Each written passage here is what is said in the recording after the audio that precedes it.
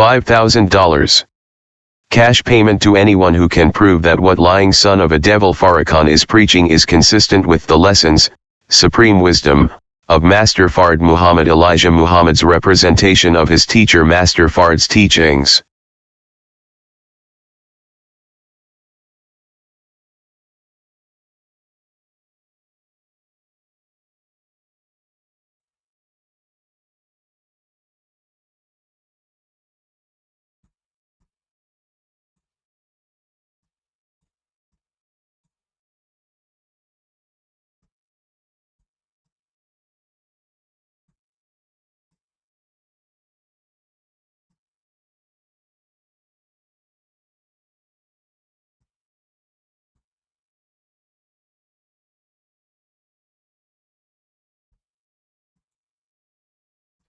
Assalamu alaikum, sisters and brothers. Sulman Rahim here, Master of the Covenant, breaking 7 seals. I have a special 3-part presentation for you brothers and sisters, talking in detail about what's happening right now, what you expect to happen in the next few days ahead, in detail. Not watch the weather, kind of stuff. You know, that's $5,000 challenge right there for a long, long time, many months, years. No one's ever, they aware of it. I made sure they're aware of it. It's been their website, they pay everything.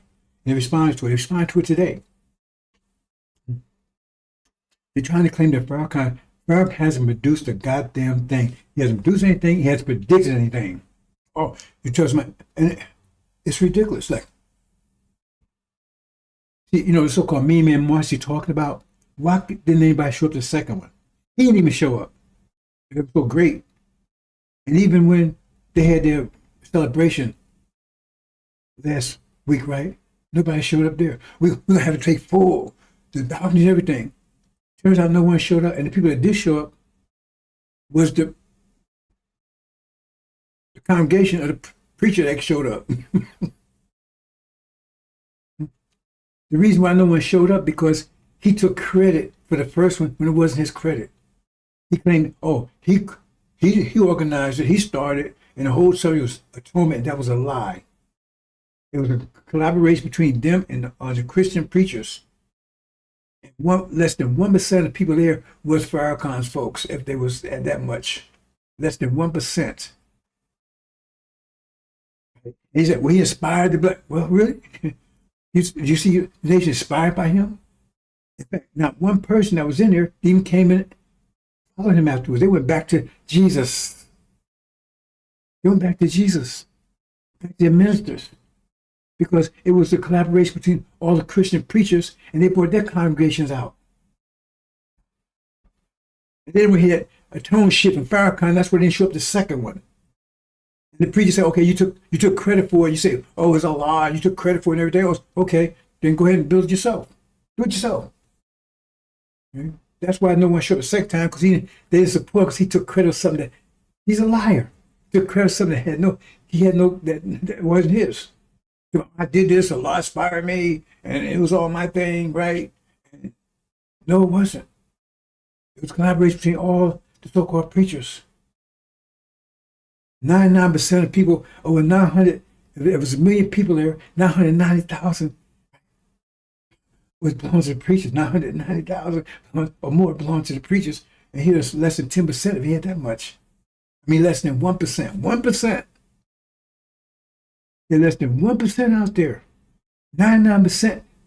And they all went back to their they weren't inspired by him. The gangs are worse than they've ever been. Blacks in worse condition now than they were back then. I'm not going to critique what they did because that's a waste of time critiquing. I don't even want to, I thought they couldn't get off I was trying to figure out who's the dumbest. I know Farrakhan's dumb, and if you're dumb, then your students could be dumb too. And they got the 3 main students, Ishmael, Jeffrey, and Dan. I said, who's the dumbest of all of them? And I kind of figured, but then I think Jeffrey, the one I think he's the dumbest of all of them. I think he's the dumbest. All of them are dumb. think he's the dumbest of all of them. They try to get around. You see, he tried to get around the fact that did he predict COVID? No, he didn't. That was an easy call. That was an easy call. 1619 to 2019, then the first plague will become right after 40 years, 2020, right on time. It wouldn't affect us. It didn't affect Africans. It didn't affect Haitians. It wouldn't affect us. It was affecting the kinfolk. It wasn't affecting the kinfolk. See, his people were dropping like flies. He walked around in mass. I was walking around in mass. I'm 77 years old. He didn't predict that. And it came out again in January. When he had so-called Savior's Day, all he talked was Kobe. He had told about Kobe, said, Kobe. Said nothing about COVID, nothing. Remember, this is 2 months after Zen. 2 months into February. He didn't mention it, nothing. And then he pops up in July. He knows all about it. He prophesizing now. And then somebody asks, well, how come you didn't mention it when you said it? Oh, no, it didn't come out until March. He's a liar. In other words, it didn't come out until after. All you got to do is go check it came out in January. It's the 85 thing. He says, Elijah told me to go and tell the world. In this vision, this war they're getting ready to do in the Middle East. He told me to go and tell the world. In 1985, right? And he don't tell the world till 1989. 4 years later, 2 years after the media already found out about it and broadcast it. They found about the documents. So everybody knew about it. By the time he spoke about it in 1989, it was the media broadcast. They even said it so. The media broadcast 85. So they can't do mathematics? How did he predict anything? And why did he wait 4 years to tell somebody? He said Elijah told him to go and tell the world. He's a goddamn liar. He's no good liar. Plus, Armageddon started. It fell over Europe. Remember that, what, 4 years ago, 3 years ago? You seen Armageddon?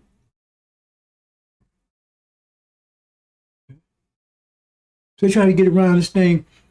Oh, well, he got that vision in 85. 85, right? And so he went and inspired black folks. No. See, before was, he gave a press conference in 80 and 89. But now they're trying to get around because they attacked them, right? So they try to get around. Oh, well, he got it. But he went and inspired black people. And now part of the aspiration was the Million Man March. Wait a minute, Million Man March took place since the 1990s. They can't even do add subtraction. Let me move on. I mean, there's brain cancer over there. And that boy, I think he's the dumbest of all of them. I mean, they're all dumb. If they run a dumb race, if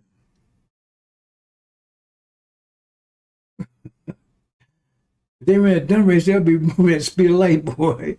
And I think Jeff would be one step ahead of all of them. That boy is dumb. I mean, he is rattled on all day long. Didn't say nothing about it. I mean, what the hell are you talking about? All this stupid philosophies. You wouldn't do this, and God wouldn't do that. How the hell do you know what God would do? Oh, boy. Anyway, that $5,000 right there, brothers and sisters. Like this clown called himself Son of Man. I called him out in the comments, and I said, $5,000 if you can prove anything this fool is saying is true. He blocked it. I wasn't sure. I didn't know you could block somebody on YouTube, but I mean, he blocked me. Right? He had about 20 followers or something viewing it. Man's a fool. He's going to pay a price. Anyway, I'm going to talk in detail. One more thing I want to mention before I go into this. Well, no, I'm going to get to it. It's critical times, brothers and sisters. They won't step and get this because they cannot prove Farrakhan's ain't all that crap he claim he is. Not honorable. I mean, and now they got a dilemma because they kind of, well, he's nobody after him, but okay, he's on a deathbed. So what happens when he goes? Who are they going to set up? Because according to their line, their theology, God finishes it. You see, which is totally wrong. Let's move on, brothers and sisters. I play a few things, a couple things first. I said I'm gonna think there's 3 parts. There's no way I can do this all today. I'm going to detail. And I'm going to follow up after this with even more detail. I want to check a couple things out first. Do you then believe in a part of the book and disbelieve in the other? What then is the reward of such among you as do this but disgrace in the life of this world, and on the day of resurrection they shall be sent back to the most grievous chastisement? And Allah is not heedless of what you do. 86 These are they who buy the life of this world for the hereafter, so their chastisement shall not be lightened, nor shall they be helped.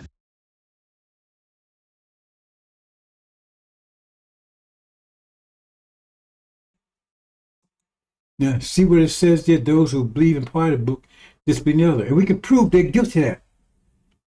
Just look at Exodus. Now, the clown today says Exodus is not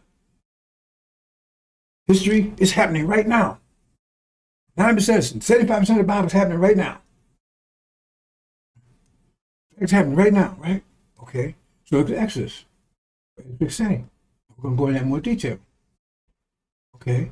So who is Aaron? Aaron probably wants to see that Elijah. Who is that person? Did anybody bother look him up? Because that should tell you exactly who Farrakhan is. Exactly.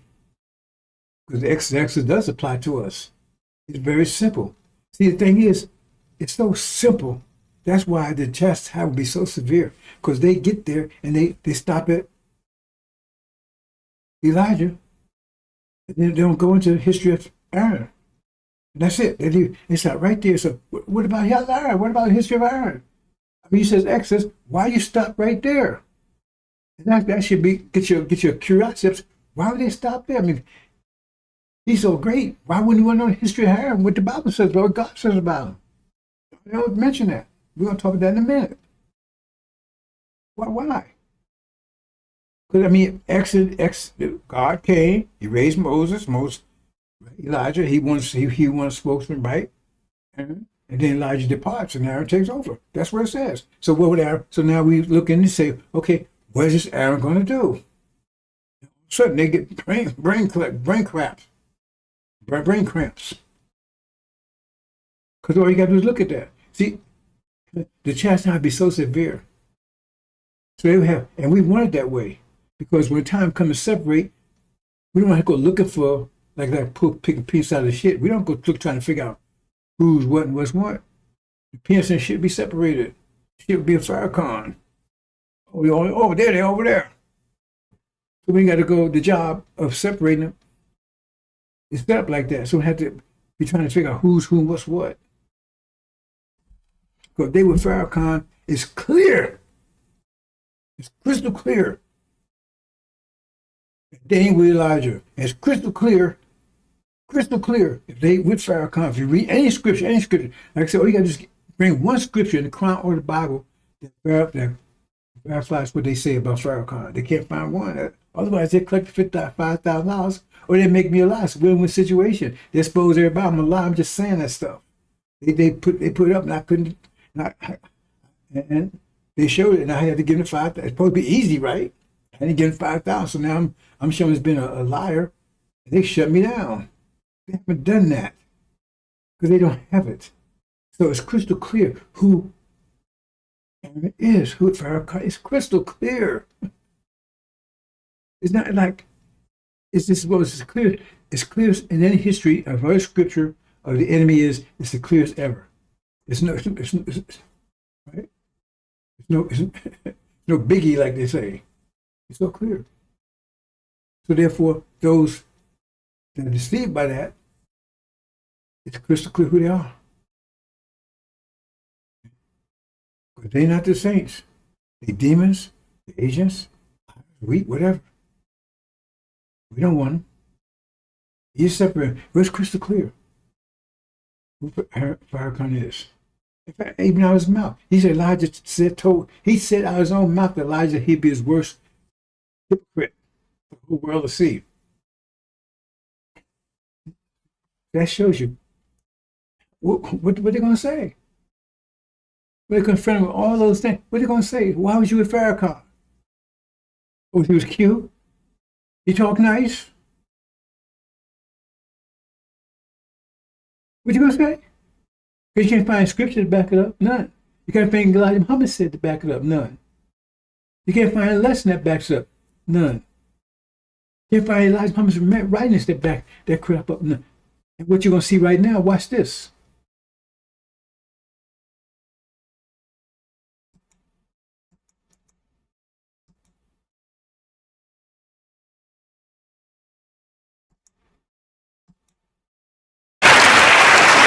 I gotta do this. Do you mind? Yes, I'm gonna do something. I don't want to put my brother on the spot. See, this is this. This is something else. Love and faith transcends color. And the reason why we embrace Father Flagler as a brother is because we find him on the battlefield of justice, being a true disciple of Jesus. And the last thing I'll say is, you'll never call us racist. Yes, sir. Yes, sir. Because this day that we honor, Yes, sir. Master Fard Muhammad, if you see an image of him, put his image up. Yes, sir. That's the man whose father was a black man and his mother a Caucasian. And how many of us have a parent that's a Caucasian or grandparent? It's not about color. It's about our submission to the will of God. And in that we find common ground and unity. Yes, sir. So I'm only one shade lighter than you, so. And Mustafa may be 4 more shades lighter. We a family. Yes, sir. Let's stay a family and be a family and love each other as God would have us to love each other. We love you, Father. Happy Savior's Day. Thank you. I had to do that. We love you. One more time, brother. 3. I have trodden the winepress alone, and of the people there was none with me, for I will tread them in mine anger, and trample them in my fury, and their blood shall be sprinkled upon my garments, and I will stain all my raiment. For the day of vengeance is in mine heart, and the year of my redeemed is come. 5. And I looked, and there was none to help, and I wondered that there was none to uphold, therefore mine own arm brought salvation unto me, and my fury, it upheld me. 6. And I will tread down the people in mine anger, and make them drunk in my fury, and I will bring down their strength to the earth.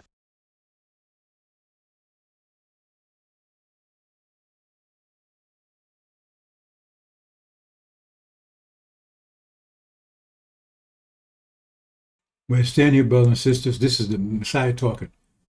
He walks alone. They say he tread the winepress alone. Okay? If you listen to what Farrakhan's saying, this is war talk. Reconciliation of tone. We ain't got tone for a goddamn thing. I'm not going to get into that kind of information today, brothers and sisters. Maybe when I follow up and I add more. Let's go on. Mm-mm.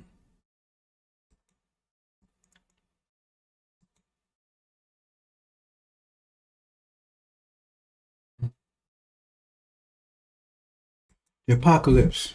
The apocalypse, brothers, is where we are right now. The Great War, not Armageddon. Armageddon is a European war.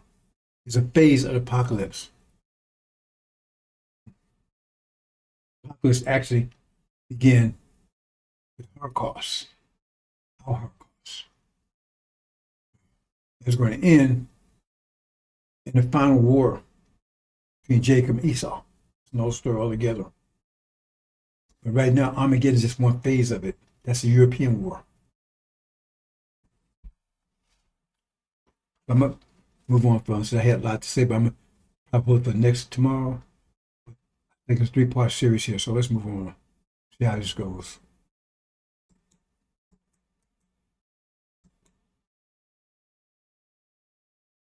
Okay, before I proceed, let's get this out the way. Now, according to him, Exodus is history. I mean, they says it's not the past, it's not history, it's what's going on right now. That's what he said today, right? That's what they've said on different occasions. I mean, Exodus, they follow Exodus because they tell us, okay, Exodus, quote Exodus. So let's quote Exodus. Let's quote the whole thing. See, they believe part of the book and disbelieve the other. Let's look at the whole thing. Look at the whole thing on Exodus. Exodus means Exodus. They say we ain't going nowhere. Well, Exodus, it's in the title. Get the hell out of here. Exodus. But Farrakhan said, we're not going nowhere. While the God says we are. Elijah Muhammad said, we're fools to stay here. The covenant says, Master Covenant says, as he come to fulfill it, and the covenant is that we return to Arabia after our 400 years of incarceration here. But Farrakhan, he knows best. He said, we're not going nowhere. He likes it here. He wants to save America. You know, a lesson say, show me. Master, the lesson says, what the lesson say? He says, they cannot be reformed. He just said they're his brother. He said, they cannot be reformed. He said, 100% wicked, 100% evil. That's what the Master from Muhammad's message says. They're 100% wicked, and they cannot be reformed. Many messengers and prophets have tried. That's what the lessons say. And they decide it cannot be done. But he claims he's teaching Elijah Muhammad's teachings and Master Muhammad's teaching was a goddamn lie. I said, give me $5,000. You can show me where he's representing Elijah Muhammad's teachings. And no one's ever stepped forward yet. Because he's lying. Because the clear lesson says that 100% wicked cannot be reformed. He's going to reform. He said they'll be taken off the planet or totally wiped out. No, I don't shouldn't happen in America. But he's supposed to be in submission to God's will, and God's will is they be destroyed. But he said, I don't want that. But he's supposed to be in, I told you this is crystal clear. So therefore, and the scriptures say, if you stupid, wicked, stay stupid and wicked. If you believe that stuff, stick with it. We want you to stay with that. I'm not trying to convince you to wake away from him. I'm not trying to convince you to that. But then now we got to figure out how to separate you out. We don't want to do that. We don't want to separate you out. We don't have to go through all that. You understand? We want you to be over here so easy. It's, get away from you. We're trying to figure who's who and what's what. No. He's attracting you because only way you build here, you can't be intelligent. You can't be a righteous person. Only way you build it, you got to be an idiot. Because there's nothing to hold you over there. You got to be an idiot. You got to be a demon, a devil. Right? A stone cold idiot like Ishmael and them. Or even, maybe an agent. That's the only way you build here. Because everything shouts out. You can smell this shit. You can feel this shit. Get too close, you might even have to taste the shit. Anybody shit, if you got a person and they can't recognize shit, do you want to be around them? That's shit. Oh.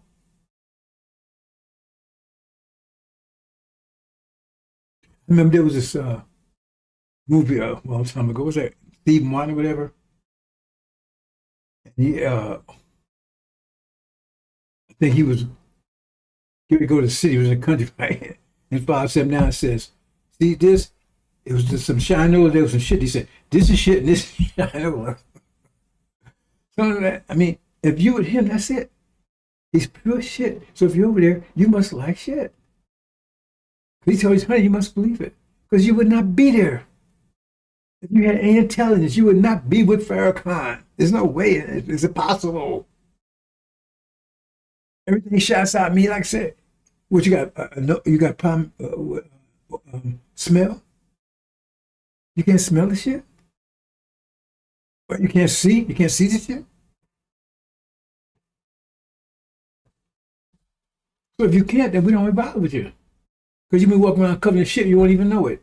Then we got to smell you. Man, let's look at this. Exodus. I'm just showing what Exodus says. Believing part of the book, disbelieving the other. Here's Exodus. Now Exodus says God will come. Here, that's why he comes to will, because to show that he has power to destroy. That's how you know he's a God. Not just he came with the Quran, or came over here teaching. He had to have power. And then he brought his power, he demonstrated to Elijah Muhammad. See, I got power, I got the power to destroy the civilization.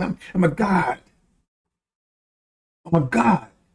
I got the power to destroy civilization. See? That's how you know you ain't be with Master Muhammad just because he came and said, my name is Master Muhammad. I came from Arabia.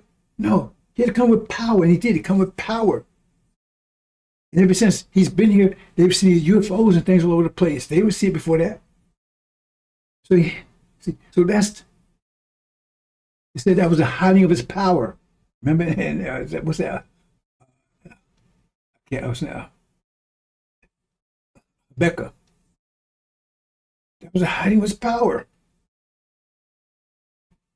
So that's how you know he's the God. So he showed Elijah Muhammad, he's a God. So he saw that. Well, because he did sleep and everything. Where was that?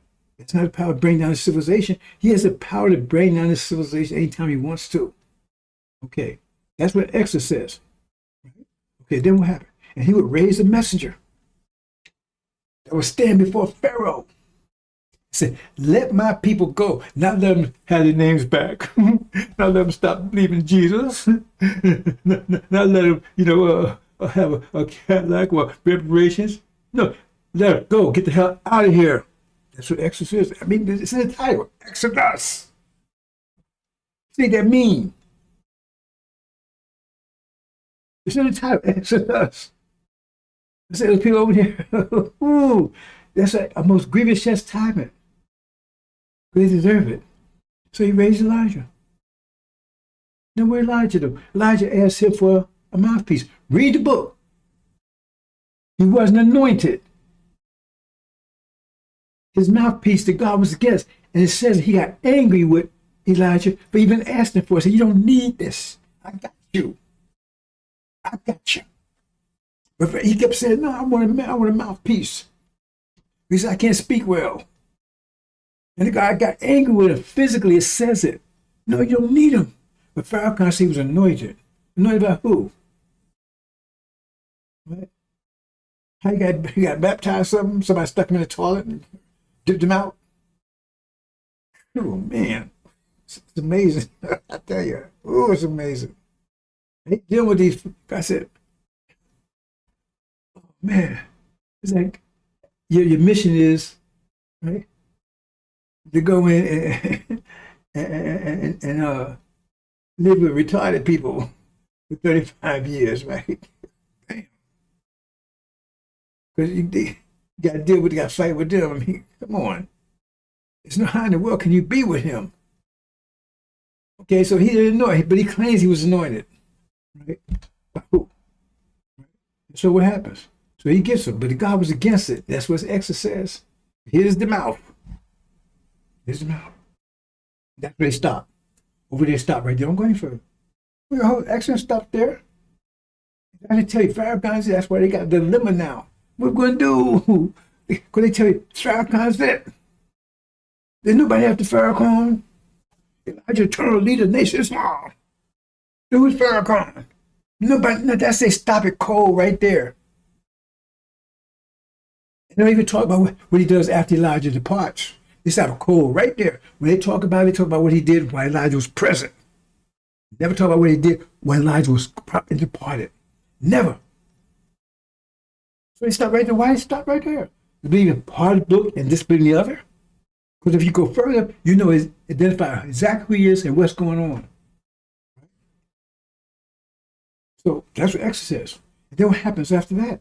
Then after that, he runs it for, after Elijah depart, he goes for 40 some years. That's what it said in the wilderness. After Elijah departs, right? Then what happens? Then after that, the messenger of the covenant will come. It says right in Malachi. The next is called Joshua. Joshua. Who is this Joshua? That's the one that really called Jesus, because there's no name of Jesus in the Bible anywhere. Go and look in manuscripts. That's a trick, because they didn't want you to know about Joshua, because the name of the manuscripts, $5,000 if I'm wrong. Go look at the original manuscripts.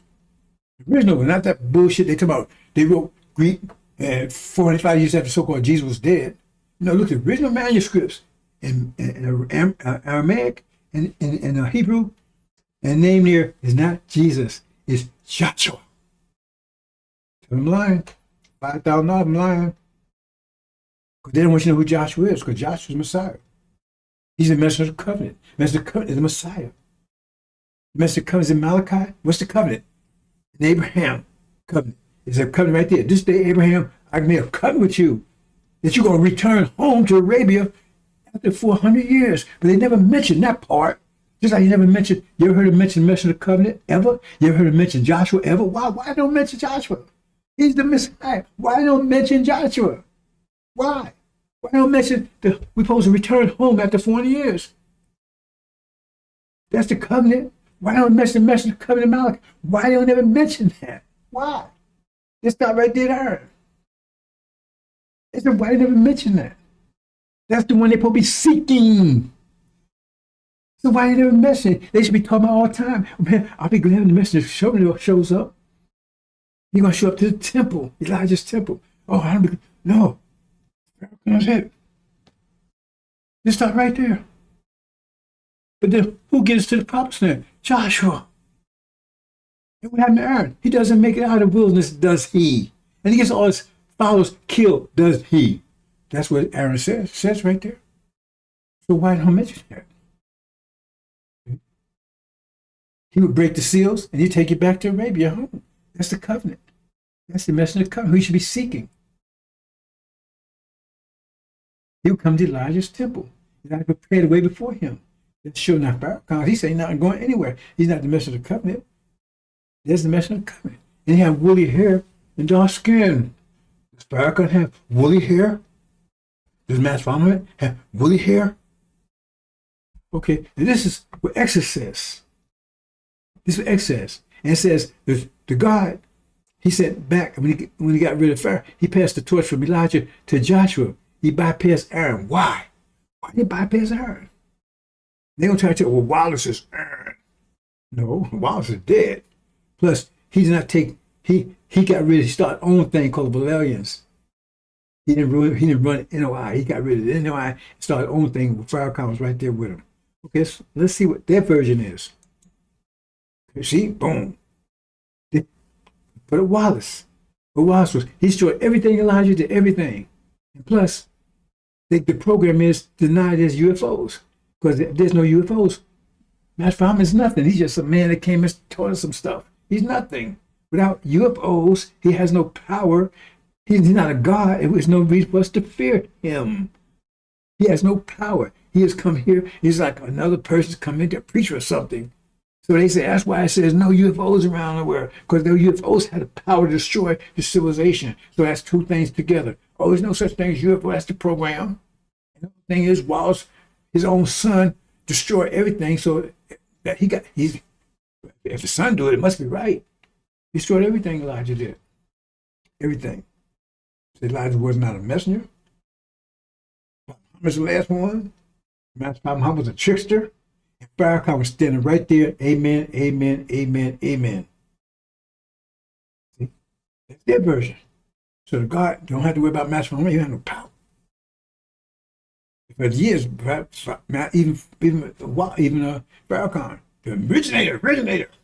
He says, you can't worship Farrakhan. I got him on tape. I'm not going to show it here, but I have it. Look at my previous ones. Where he says, you can't worship Master Farrakhan Muhammad because he's flesh. But Muhammad said, God is a man, can be nothing but a man. But he said, you can't worship because and plus he prays. So it means he prays to something that's not flesh. Are you goddamn too fucking stupid to see that one? If he's worshiping somebody that's not flesh, he's worshiping a mystery God. Without Muhammad said there was such thing. That was his core message. Mystery God. He says, Muhammad prays. You can't worship anybody that's flesh. So that means he has to be praying something that's not flesh. It's a mystery God. They want to give his name again. It's so easy to see that damn no good stinking ass Farrakhan. I said, oh man, come to me. I wish they would step to me. You know, I know they're gonna get violent in a minute. Almost can't wait. Almost can't wait. Because what's gonna happen to them clowns is off the page. What the step over here? I feel like right now, I feel like I just want to kick ass. The last few days, boy, ooh, man. I can something, honey. I used to say it, I got it now. But initially, years ago, I said, how the hell? And I realized he's a magnet. He's drawing them to him. He's drawing all the filth, the shit, the garbage. He's drawing that to him. So we have to clean it up. It's like having flies in your house. You got a house full, she got a lot of flies. Yeah, man, a lot of flies in here, but eat the shit up. Just leave them alone for a while. That's why all the shit be going, the flies, but after the shit going, the flies gonna leave too, because they well, shit to eat. So this was step back and let the flies do their thing. Then that's what he did. Killed the idea of him being a god. This is killing the whole thing we like him toward the Exodus, right? Let's go on. And then now he's the Messiah. He's the Christ. Sitting in Elijah's seat, son of perdition. See, look, even that tells you. It says, what they got to do? They got to put a rocket up your ass. It says, be not deceived. Be not deceived. That means anybody tell you other than deceiving you. That this fallen away will come first. In other words, come for that. Fallen away come first. Then the man of perdition will be revealed, who's sitting out loud in the temple of God. Means not a church, not a synagogue, not a mosque. That means who had temples? Elijah. It's in the temple of God. Call himself God. Farrakhan says to Christ. He said, Elijah, see? And the falling away was after the nation fell away because they destroyed it. There was no leadership. They destroyed the leadership. There was no nation. They got rid of the nation of Islam and started something called Belair, so it fell away. It really didn't fall. They destroyed it, but it was no leadership, so it fell away. And then Farrakhan ended up sitting in Elijah's seat. He restored it.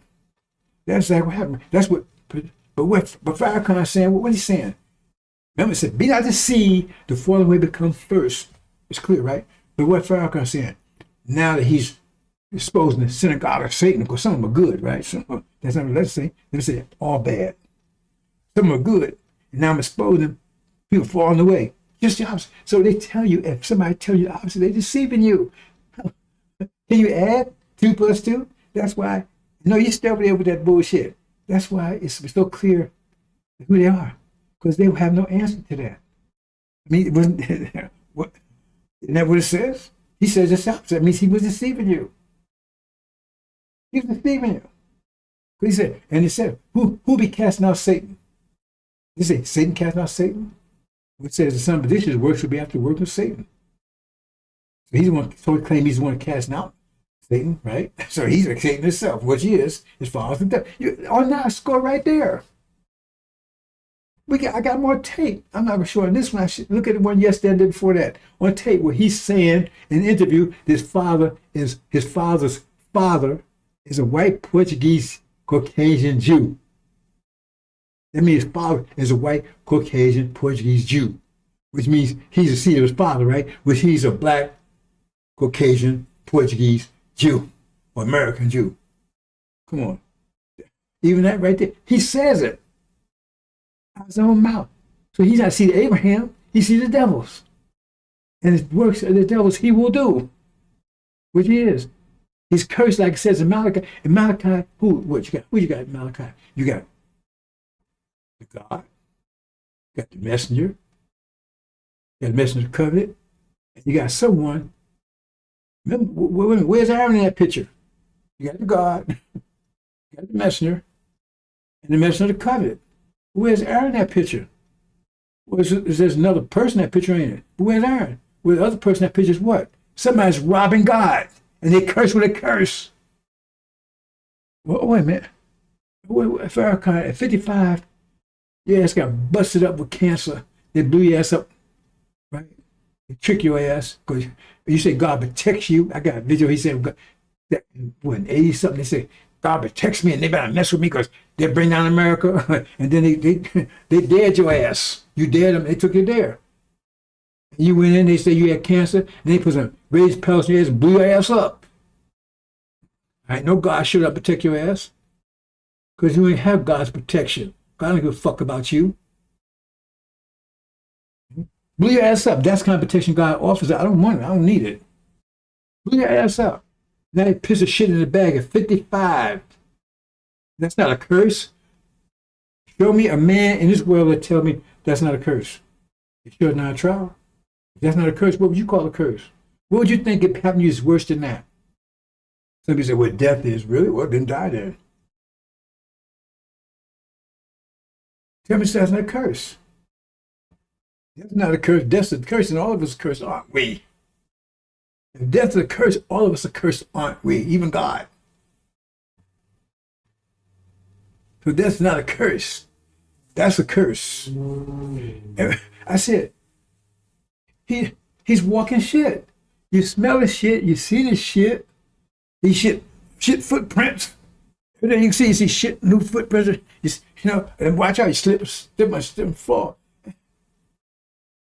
And you got people around, hey, can I hug you? Give me a kiss. Don't you that brown stuff, don't you realize it ain't honey? So boom, I'm still there. We don't want those shit-eating clowns come over here. Okay? Why would you want them around you? Their breath stink with shit. All they do is serve shit. And the shit they've been serving out to people for the last 30-some years, I could tell you some things, bro. So if you have to see it yourself, they're going to have to eat that shit they've been serving out. You see. Let's say it'll be strange things going to happen here in America. Let's go further. So now he's the Messiah. But now, he's incontinent. He's putting shit in the bag. He can't wipe his own ass. That's why I don't show any pictures or anything. Tell my God, I told him to be quiet. Did he tell you don't take video? Don't take a picture? You so-called 1 million man celebration. You couldn't say hello, do a wave. He's incontinent. He can barely talk. He's putting shit in the bag and he can't wipe his own ass. That's the condition he's in right now. Tell him lying. All you gotta do is show him lying. All you gotta do is show him. Show a picture, show him. Why not? Set me down. But he's the Messiah. Okay, then. So okay, now let's go further. This is their interpretation of everything, right? Nothing after him. That's it. But he's going. So what happens after Farrakhan goes? See, you have no vision. Farrakhan's just idea was take away your vision. Elijah Muhammad give you a vision. Your vision unites people. We took it away. And then you have a vision. It's just Farrakhan. But if he goes, what happens to your vision? What you going to do after him? According to y'all, there's nothing else, nobody after him. And then what? And he's telling you about L. Ron Hubbard. I'm not going into details about that, bro. But that's what they're believing over there. They say all this, they tell me how Farrakhan healed them and everything else. With Scientology, that's what he talks about. Don't take my word for it. Go check it out, because I've been over there. If you go in their audio calls, their own network calls, whatever, that's all they talk about is L. Ron Hubbard. And all that engrams, all that kind of crap. That's because I was on a couple of them. As soon as you mention Elijah, they mute you. That's they get a credit. He in Scientology. So it's not Islam that's healing you, it's Scientology. You don't get it? It's not Islam that's doing it, it's Scientology. L. Ron Hubbard. This is what they got going, right? Okay, let's go on. See? And now he gives you Sunnism, just like the FBI said. Sunnism.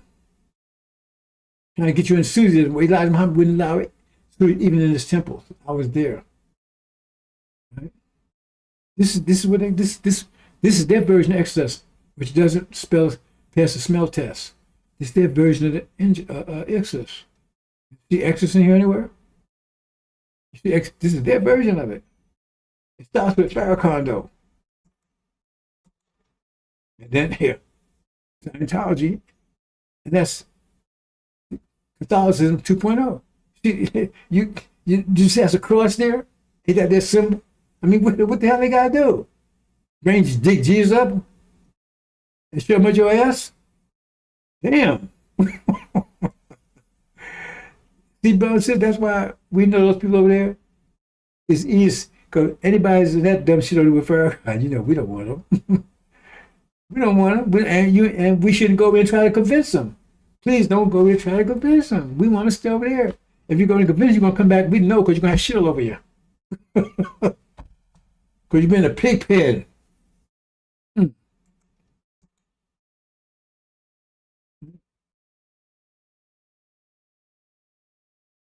That's their version. So let's get on. Okay, I'm gonna go to. I think I'm gonna go to the top four here. I'm gonna do a 3-day. So let's see if I can get to the first four here.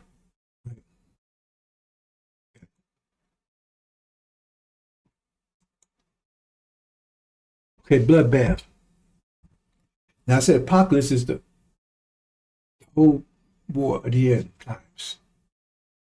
It started with declaring war on us. They declared war on us 100 years ago. They declared war. Let me say it again. They declared war on our nation 100 years ago.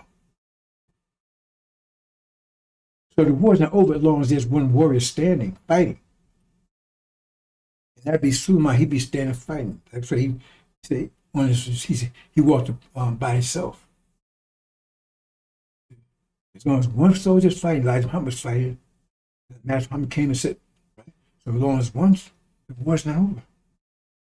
So if you around here, you're a collaborator, you walk around with a cross, I love Jesus, all that kind of stuff. You're collaborating. You know having collaborators?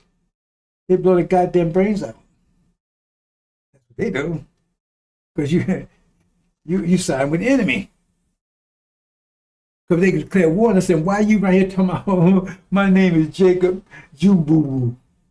Well, man, that sounds Jim Jick Bob. Why are you right here talking? My name is Harry Brown Skin. Why are you around like that? And I got a cross around my neck. I'm a capitalist. I love them. Why are you talking like that? If they made war against us and destroyed us like they have, took everything away from us, why are you siding with them? You like it? You like those tough dudes go to jail, don't have any protection? They go in Sam and come out Sammy. And like it. Is that what happened to you? The war ain't over.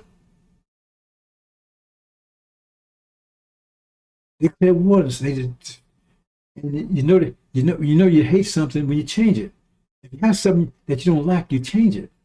And the more you don't like it, the more you change it. The more you hate, the more you change it, or you just get rid of it.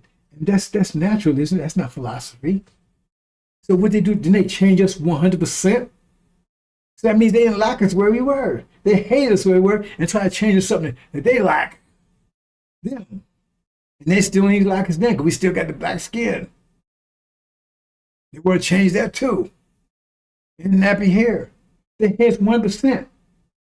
So you're talking, if you said, look, all of them did it. Oh, some of them are nice. Okay, the ones you think so nice, go and tell them that your name is no longer Richie Applebloom. Tell my name is Abdul Salam now. And see how they react to that. And I don't believe in Jesus no more. I don't give a fuck about this American dream. See how they like you then. How you like you then? How you like me now? See, that shows you.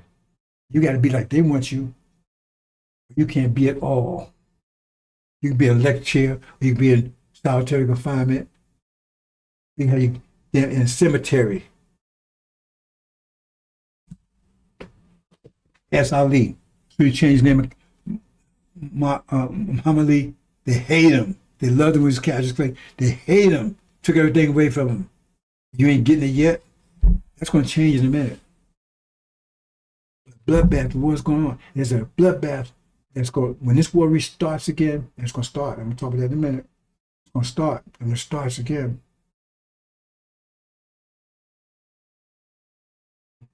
So, hello, brothers and sisters. I'm going to get to that in a second.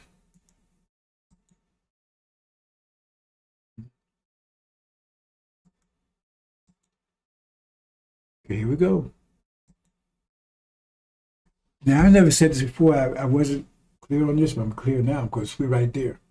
Any day now. Any day now. Maybe while I'm talking, maybe. What happened there? Uh-oh. Hold on. What about sisters? Go by a minute. Make no mistake here. Why did I jump like that?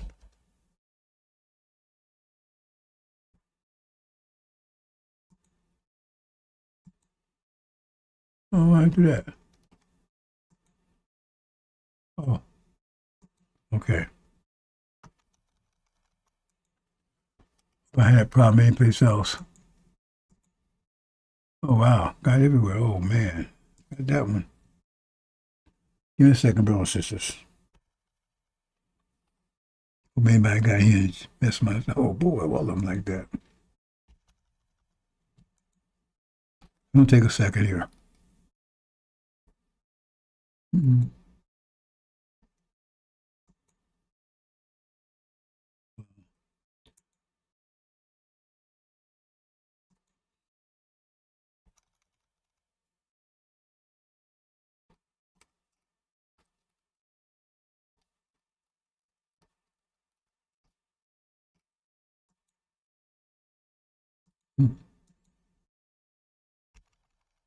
Mm-hmm.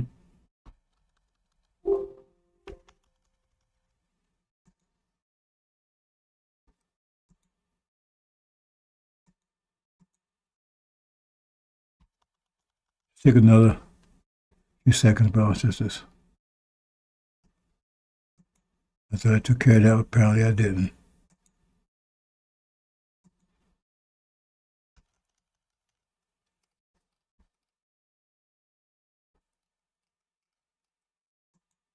Can't stop here, but no.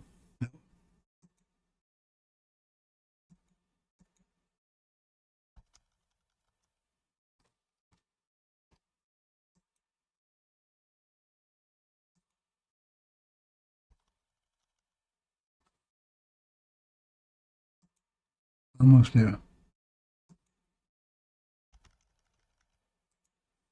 I can't stop here, but let's go ahead and finish now since I'm here.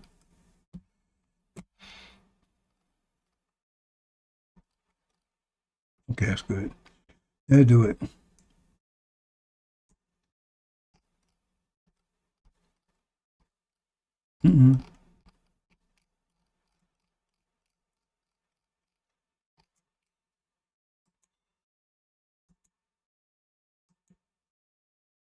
Okay, where I was at. Okay, here. Again?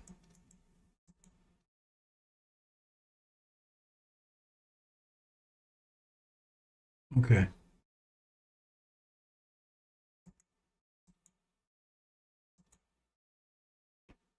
Okay, that's not there. Now I'll fix it. Let's move on.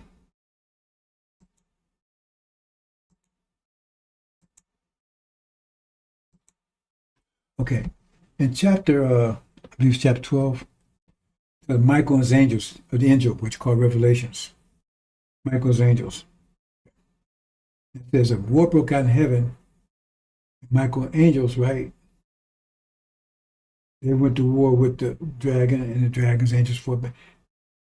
See, I never was clear on this point before, but I'm clear now because we're there. Iran's going to attack Israel, false Israel.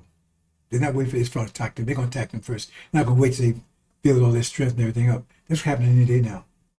Iran is going to rain hell on the Middle East. They're coming down like a storm, hurricane, whirlwind. Very soon, maybe while I'm talking. Master Muhammad's be with them. At this point in time, whether he's communicating with them or not, they're his angels. Iran and Syria are his angels. Say, well, Syria's all messed up. Well, we'll see about that one. We know Iran is not. It says they're going to attack any day now. It comes like a whirlwind. They overrun the Middle East. overrun it, and take down false Israel. And false Israel's all their, I don't know if you noticed, I put in the presentation, the Senate had a meeting about, what, a month ago? Right? And they actually showed the video. They showed one of the smallest ships from the mother. I can show the video now. You can see it. They showed the video. Well, this is a Senate meeting. No Photoshop. It was flying around over the Middle East. About a year ago, they took this. And they said they saw it. And they shot a Hellfire missile. That's one of the powerful missiles, fast ones. And they hit it. It's like a fly up against it. The thing went off like nothing happened. But the missile exploded. It actually hit the smaller ship. Exploded. But didn't do anything. Damaged the thing, act like it didn't even happen. Took off. They got actual video of it. And so if you can look at my previous presentations back maybe 3 or 4 weeks ago, actually video is there. And you can go on YouTube and get it. So in Shia theology, the 12th man is alive, just waiting to move. They don't realize Master Muhammad. They may realize it now. He's going to communicate with them if he hasn't already. Because it says Michael and his angels. Just say Michael's angels. Michael's angels. He's going to be with them when they attack.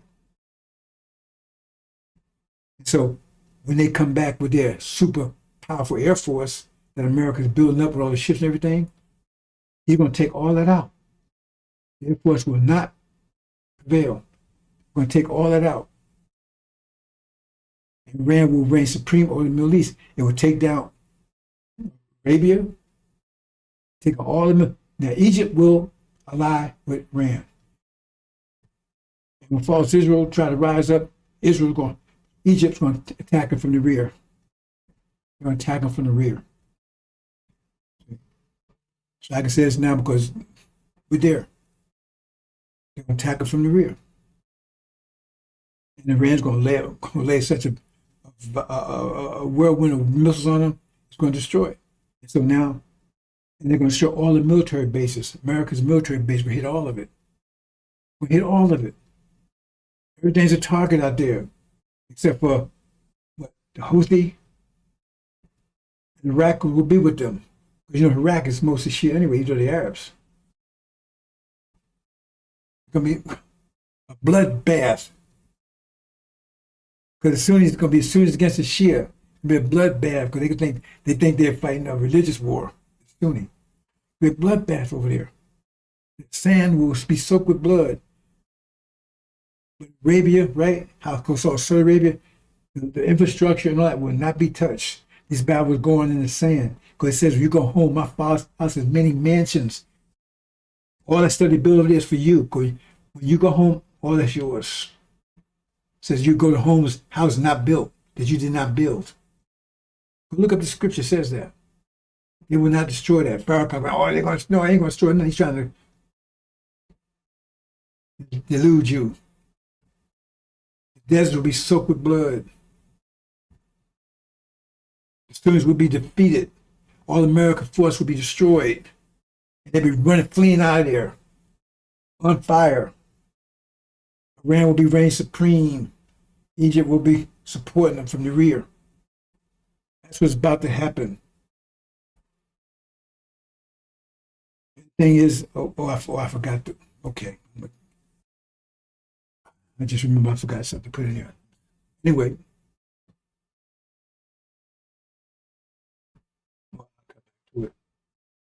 Anyway, Gog and Magog would be defeated. All their base would be defeated, targeted and defeated, and they'd run out of there on fire. That means falsehoods would be abandoned. Antichrist would be abandoned and surrounded. We see Jerusalem surrounded by armies. It's destruction. Not as redemption, it's destruction. They'll tell, oh, when Jesus was surrounded, he's going to be attacked by Russia, and then they're going to claw Jesus. Jesus will come and save the last man. No, it said their destruction is near. So now surrounded, is abandoned, isolated, no food, no water coming in, cannibalism. They said the Father eat the Son, Son eat the Father. They're going to All the stuff they did to God is going to turn back on them. And they're not going to destroy them. They're going to lock them in, isolate them, and then fly drones over, let the world see them eating each other, see them suffering, dying of hunger, thirst, killing each other. See? Before they actually move in and just wipe them out. Let that go for a while. See? I might as well talk about that right now. I'm getting a little ahead of myself. The plague of the flies. There's 9 plagues that's going to plague America. One's called plague of the flies. The plague of flies are Jews in America.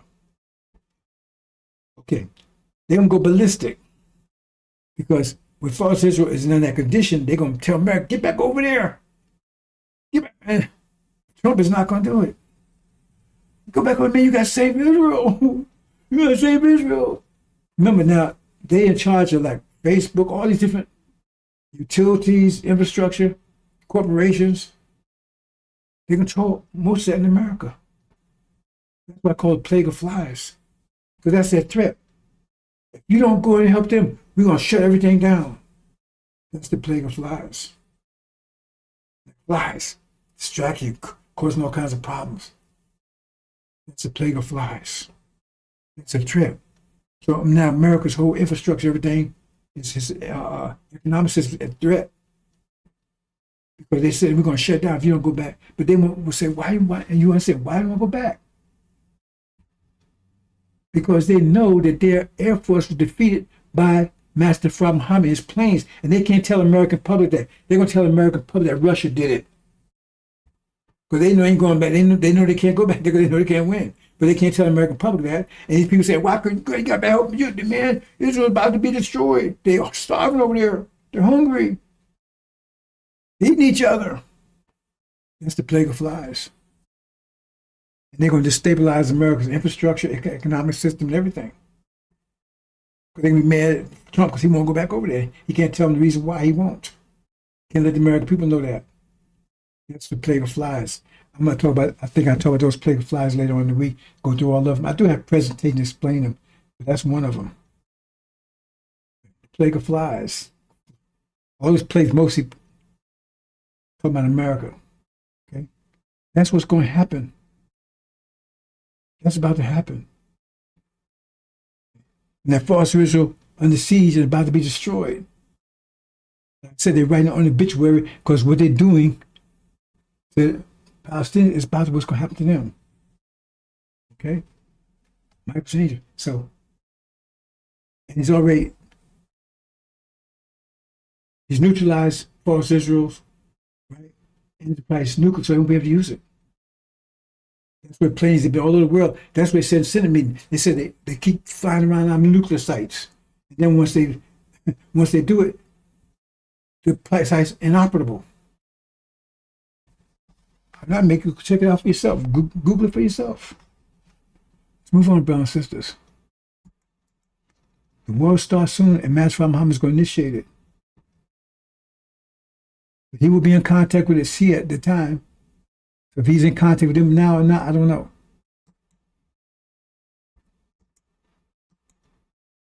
Okay, let's look at Gog and Magog.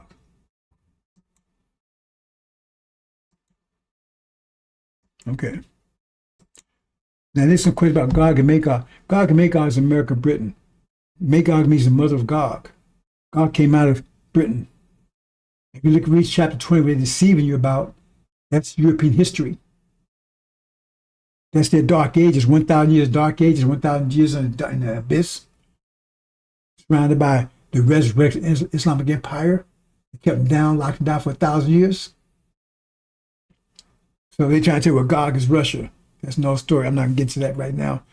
But Gog and Magog, that's American Britain. So they will come out after 1,000 years, and that's what they have. There have been two world empires. They've gone to see the whole world. There have only been two world. Russia is not a world empire. There have been only two world empires. That's Britain and America, period. Two European, not just European, just period. There have been two world empires you know about. American, so that's got to be, that's American Britain. First, Britain, says the sun never sets on British Empire, and America came out of that. Gog. The destruction is aimed at them. First Magog, and then Gog. Magog's I'm going to talk about that in a minute, right? Gog and Magog are. There's Adam.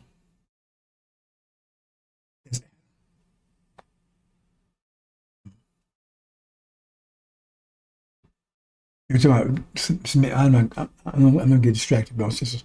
So Gog and Magog. Look at it. Chapter 20. That's European history. But they don't want you to know that. They tell you that's the future millennia. That's going to happen. Because if you realize it happened in the past, you go say, what? Where in the past something like this happened? Then you know who the devil is, who Satan is, everybody, because then it tells you who everyone is if you read chapter 20. But they deceive you. Oh, that's in the future. No, that's the past. Let's move on.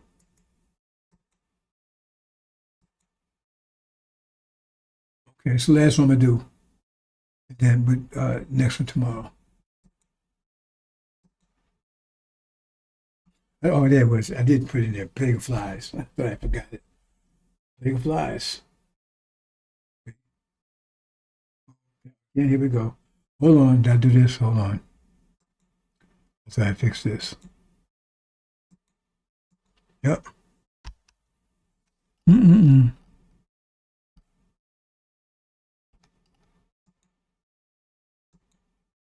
Oh.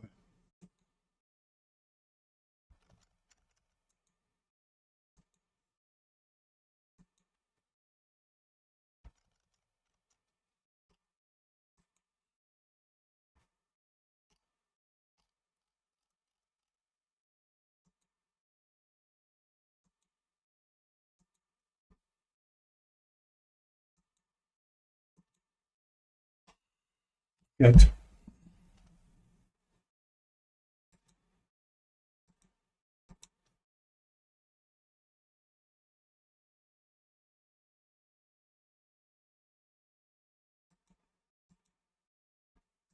Okay, I talk about the plague of flies.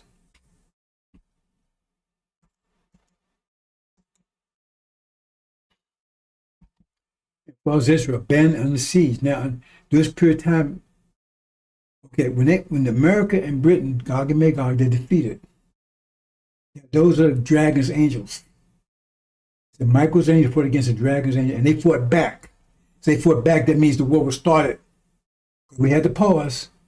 Then it resumes because Iran will make the move.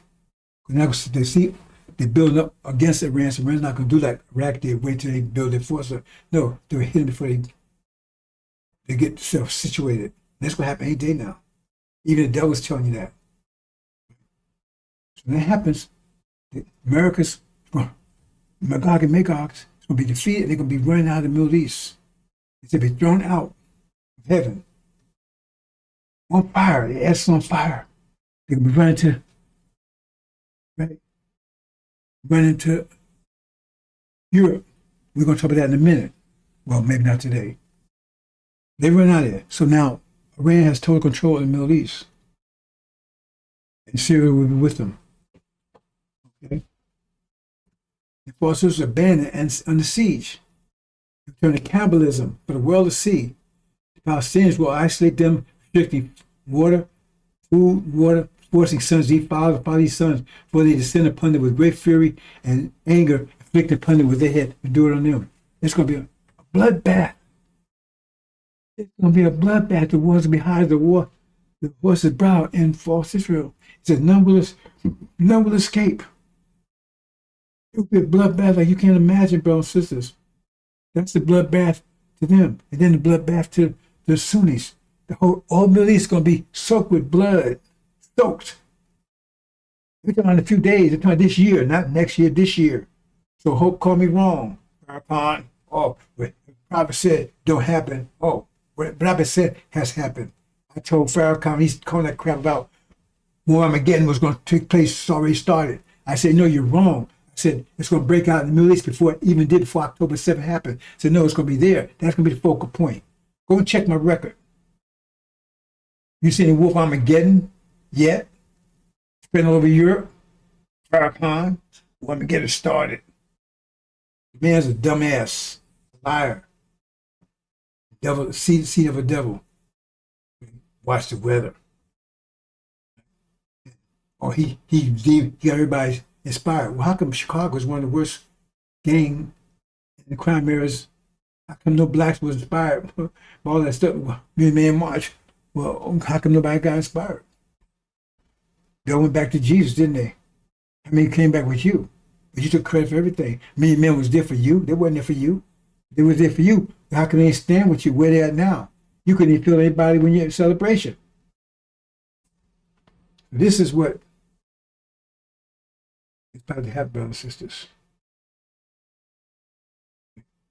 So they'd be a band on siege and no one would be able to help them. No one would be able to help them. And the mercy of the Palestinians would have been oppressing 70-some years. Okay. Let me check back a little more time. I might go into another one, but right now I think that's it for today.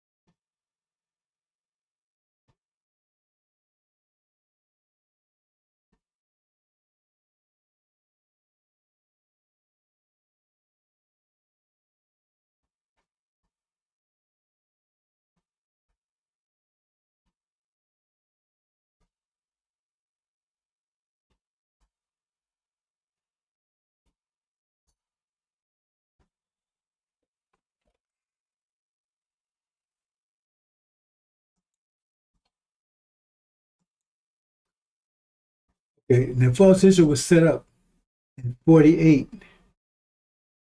They were set up to destroy the vision Elijah Muhammad had given us, that we're true to Abraham. They don't want vision unites people. We're all divided because we have a common vision. What vision, as yourself, what vision do you have with Farrakhan? What vision do you have with Farrakhan? You have no vision. Stay here. Be good niggas for Massa. Be like Massa.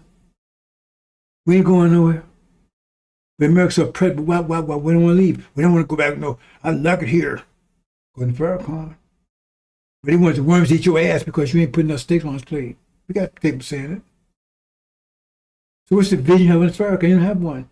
Because his whole purpose was to destroy the vision that Elijah Muhammad had given you, because that was uniting us as a people. So now, when false Israel is under fire and about to go down, then that means our people, the vision be reestablished. People said in dark in the great light, the vision be reestablished. And people start coming together, united under that vision. That means the original people, the demons like Farrakhan, will not unite on that vision because that's not the vision for them. The vision is the one they have right now because they did not see Abraham. That vision did not apply to them. They don't have a covenant, was not made with them. That's why Farrakhan says he would despise the covenant. Because it's not for he knows his father the devil. He knows it's not for him.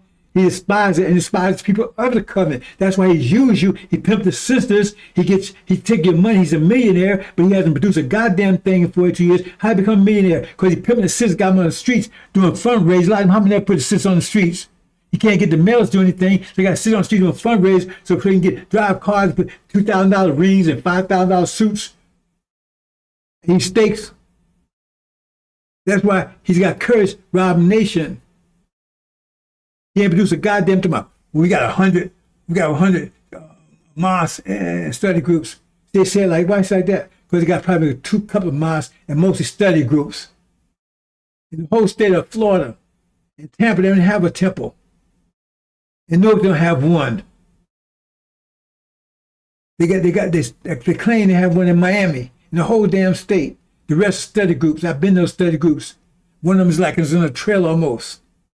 And they're not even theirs. Because people let them use it. There's a little school for kiddies. They let them use it when they had their meetings at night. And little chairs, if you're over 100 pounds, you can't get in those little chairs, little baby kindergarten chairs. If you weigh 200 pounds, you get in there, they got to saw your ass out. They got to grease you down. There's about 5 or 10 people in there, and they don't. What they do is brainwash you. Tell them I'm lying, Farrakhan, sue me. And what they do is he got some papers, he wrote some philosophy, and what they do is they pass around, everybody got to read a portion of it. That's a study. They're still called study groups. And every now and then he would chime in and say something, right? On a video call, audio call. See? They ain't built a goddamn thing. He hasn't restored anything. He lucky he got two. When I was in same thing. It's in Tampa, the same thing. In Tallahassee, that's not in Florida. In Jersey, the same thing. In Jersey, they kept me running out of every little place they had. There was a factory, garage, every place else kept me running out. Everything they had. Even was at Tallahassee, I was in Tallahassee. Yeah, they talked to these devils in the ran a little church. Right, the church was in the neighborhood, right, and right next to it was a house. But the guy that ran the church, ran the church, lived right next door to the church. So they would sit outside and listen to what they said inside, right? And by 2 Sundays, they threw their ass out of there. You see? And I remember when I first going over there, I tried to find where it was meeting at. And I got hold to the minister. You make of this what you will. I got hold of the minister, right? I says, where's your meeting at? And you know what he gave me? He gave me the address of the Sunni mosque. I went over there and said, the Sunni mosque. Why would he do that? So I had to go back and find out where they're actually meeting at. So why was he directing people away from what he was doing and direct to the Sunni mosque? Remember, I called him and said, where y'all meeting at? He gave me the address, so you make up what you will. Why would you do that? I'm not going to say why, but it's strange, ain't it? Was that a mistake? No, it wasn't a mistake. It's all bullshit over there. They drying up. When you saw so-called sisters in the front row up there, remember, the same old sisters, some not even Muslim. They paid them to show up there. The FBI paid them to show up, look like somebody's there. And look on the so-called brother side, the women sit right next to each other, right? On the brother side, every other seat. The men get COVID and the women can't. Yeah. And even then, they still can't fill the place up. Now, when I was there, when the minister was there, Minister Yusuf Shah used to be the one that was the minister. And that place was full. On the weekends, Sunday, Wednesday, and Friday meetings, it was full, packed. Right?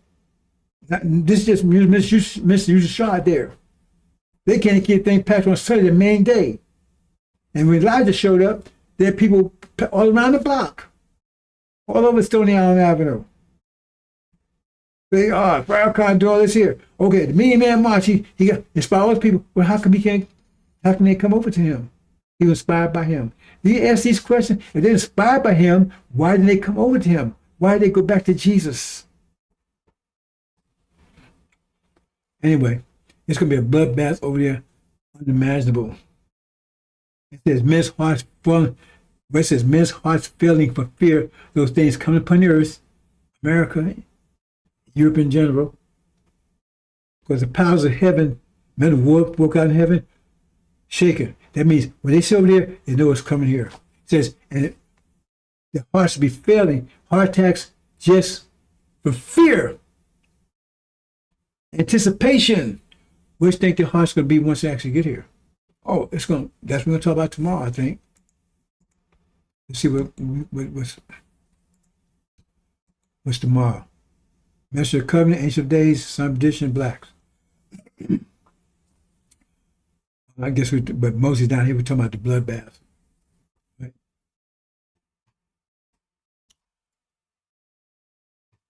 So we get a detail about what, like I explained to you today, right?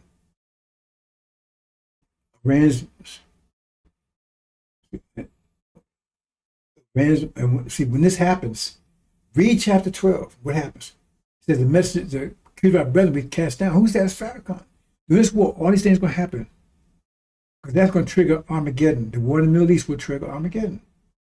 You got Armageddon East, Armageddon West. It's also going to signal destruction or some petition. Who the Lord will consume. Who's the Lord? It tells you Malachi, that's the covenant. Will consume the spirit of his mouth and destroy once he appears. When he appears, what? He appears at the time of that war. Because what happened? What Exodus says, when he appeared, and what it says there, did you read it? When Joshua appeared, remember else, Joshua is Jesus. Jesus is the name they made up anyway. That's no story. We can prove it. I got a presentation. I'll just explain it. They don't want you to know about Joshua, because then you look. Because he's the messenger of the covenant. Farrakhan never mentioned Joshua ever. He's the one that tells you, the one that God says is going to be with. He's the one going to take you home. He's a warlord. But why can Farrakhan don't talk about him? He don't even claim to be Joshua. Okay. It says, right, he will suddenly come to the temple. See? When that war, that's what it says. Joshua, when did Joshua come to Aaron's camp? Remember, Elijah and Aaron came to Aaron's camp. Aaron was in charge. It was Aaron's camp. And during the time of war, it says there was a sign of war, not a sign of victory or defeat. So what was going on? Into Aaron's camp. And they separated the people that was with the messenger of the covenant, that was seeking the messenger of the covenant, from those that was Aaron. And then they had to kill all Aaron's people, including Aaron. Read it. Aaron was a coward, a doggone stinking dumbass coward. He blamed the people for what he was doing. Oh, they wicked. They did this. They did it. Wasn't me, please. Wasn't me. Wasn't me with them. You goddamn coward. That pimp scar he got on his cheek. How you think he got that? That's a sign right there.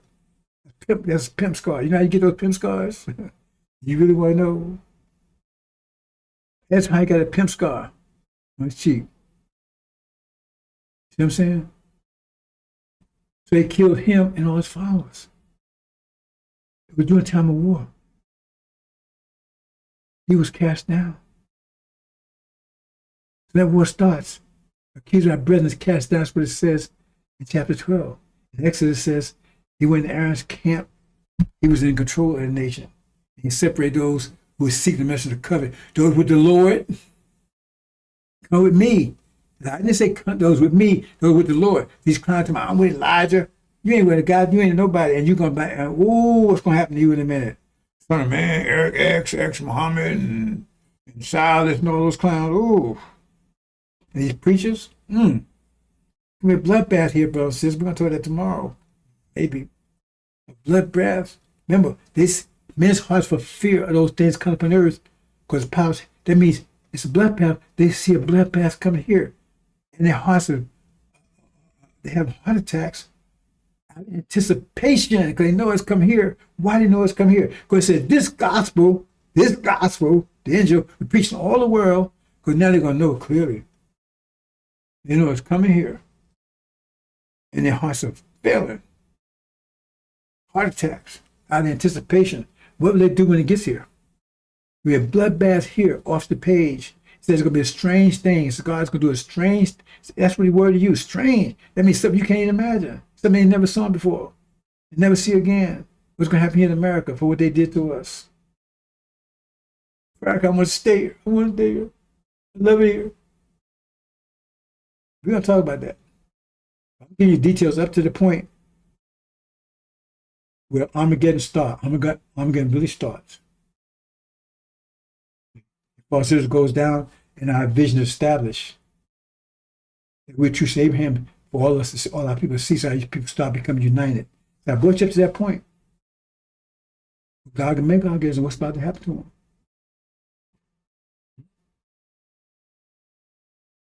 So where's America, going to defeat the Middle East, capitulating, right? Master Muhammad is going to initiate the war in the Middle East. They're going to attack both Israel and American bases suddenly. Surprisingly, just like false Israel did to them, they'll hit them. They'll come out in a whirlwind, overcome them, and destroy all the American bases. Destroy most of their forces. The ones that escape, they'll escape with their heads on fire. And the ones that get caught, what's going to happen to them? You can't imagine. The ones get caught, the ones that escape, they're going to run to Europe. They ain't going to find that hospitable. They're going to run, get out of the Middle East. The ones that do make it, run out with their ass on fire. As soon as it's going to be under fire, maybe the blood is going to soak the sands of Arabia. Both Israel will be under siege and backdoor it by Egypt. So they isolated. The water coming in, the food coming in, just like you're doing right now. The drones come over here so the whole world can see them eating each other, killing each other. Nuclear weapons will be unusable, neutralized. All around, isolated enemies wait. And once they see, at some point, then they move in and just destroy them. When they destroy them, it's going to be horrendous. It's not going to be just come shoot somebody in the head. Destruction. First of all, the cannibalism. They'll be drinking blood. This is what you're going to see in the next few days, this year. And then they're going to move in and just wipe them out in a very horrendous way. Like I said, any American soldiers get caught, you get a taste of that. A good taste. They're trying to run to Europe, getting out of the Middle East. We bunkerize all over the world. And America knows it's coming here. Because remember, America is a part of that genocide. In fact, America, it couldn't be without America, they could not commit it. Because they use America. Who you blame if somebody's got a gun and shooting people, and you gave them the gun, you give them the bullets, who's to blame? If you didn't give them the gun, and you keep giving them bullets, you know what he's doing. Okay, if you gave him a gun, say you gave him a gun, you gave him a bullet, you don't know what he's going to do with it. So you say, okay, I didn't know you were going to do that, right? But what if he's doing it and then you keep giving the bullets? Then you're as guilty as they are. They're just pulling the trigger. You're the one supplying the ammunition. And America is just guilty. So what they're doing over there, see, that's the day of consequence. Day of vengeance means day of consequence. The judgment means you was damming up consequence. That's why it's a judgment day, because actually consequence is a judgment every second. Every action has opposite reaction. I mean, it's constant judgment at the instant that the action takes place. When you have a judgment, that means you delayed the action, the reaction. You did the action, but you delayed the reaction. That's why I told Smith, just take it all in. For 540, you just take it. Don't fight back, just take it in. It means you're building up in you, creating a C-bomb, consequence bomb. So for them, it was great. Oh man, we get away with all this stuff. Nothing happened to us. No, because he told us, Smith, just take it. So it's building up in. You see the condition we're in? Why? Because we took all the punches. We're all racked with pain and frustration, upset, anxiety. Right? All that builds up in us, we all messed up because it builds all up. Right? Until the dam goes into after a while, the dam can't take it anymore. They said they could take no more than 40 years of this. After 40 years, they explode. That's why Pharaoh said, Pharaoh, let the people out. Let my people go. Otherwise, they're going to blow up in your house. That means that's the plague. They're going to blow up in your house. You try to warn Pharaoh, let my people go there. Pharaoh said, we're going to stay here. So what Farrakhan is trying to do is trying to tell you, implode. You know what implode is? Explodes, implodes. He's trying to get you exploding. You say, oh, just forgive. It's your problem. It's your mental problem. You got to get Scientology. You got to show yourself. Oh, it ain't the devil, it ain't them. It's us. We're the wicked accuser. See, he's trying to get implode upon ourselves. That's what Million Man March was. Be good niggas. Don't look at the devil. Ain't your problem. You're the problem. Destroy ourselves because we're beating ourselves up. That much know they're the enemy. Oh, the devil ain't devil no more. It's us. We're the wicked. Let me ask one last thing, brother, sister. See how stupid they are? They said, we do not struggle with self and blood, flesh and blood. We struggle with wicked men in high places, basically, right? Evil and wicked men in high places. What? Do you know? You need a kindergarten teacher explain it to you? And we do not struggle with flesh and blood. That means we ain't the problem. The problem is the people that's doing this to us. But Farrakhan said, no, you are wicked. And the fool, you know what he said a couple weeks ago? The wicked man and the sinful man in high places are this. our brain. That's a high place. I said, man, are you serious? It's telling you right there. We ain't the problem. The devil is the problem. They quote it. They quote it. We do not struggle with flesh and blood. We struggle with wicked men and evil people in high places. That means these devils. They're the problem, not us. See how dumb that shit is? Anyway, I'm leaving it there, brothers and sisters. It's pathetic. It's pathetic. But hey, those that, like I said, what it says about Thessalonians, it says those that they fell for the message of covenant, they fell for son of perdition because they loved not the truth. So they was deluded, and God gave them more delusion. See, they don't understand how God is. They wanted to be deceived, so he gave more deception. God don't deceive, it says right there. He said he did it. He gave more delusions since they wouldn't accept the truth. So he gave them disillusion. What do you think delusions are? Lies, confusion. But God can't do that. It just said it right there. He's going to do it to those because they don't love the truth. So you want to eat pork? Okay, give them some pig feet. Give them some pig toes. Give them some pig ankles. Give them some pig ears. That was a big thing in Chicago when I first went to Chicago. When I get with the mess in the 1970s, pig ears. They used to walk around little cars, little trucks. Little wagons. I couldn't believe it. Pig ear sandwiches. I said, how in the hell? What? I would eat that even if I was eating pork. What could anyway? But you want pork? Yeah, give them all you want. That's what the scripture's telling you. You let us well life, give them more of it. That keeps you away from us. So when time comes to separate to go to the second floor, we ain't got to try to figure out who needs to go to the second floor. Hey, move to the second floor, everybody, right? We had to try to figure who does what. They were Farrakhan, they first floor people. So it's easy to see who's what. Because this stuff is so simple. We do not struggle with flesh and blood, but then they were saying, but then they said, this is the evil men in high places. Farrakhan praise. Master Farmer praise. Oh, man. Okay, brothers, I'm going to leave it there. So I'll pick up tomorrow. I'll start with this. And the third day, I'll do this. Hope you understand, brothers, those for you that eyes open and look for the truth and wants to go home. If you don't want to go, we're not going to make it. If you love this world life, Allah going to give it, increase it for you. There's no porch for you to hereafter. That's it, brothers. Let me move on. Assalamu alaikum.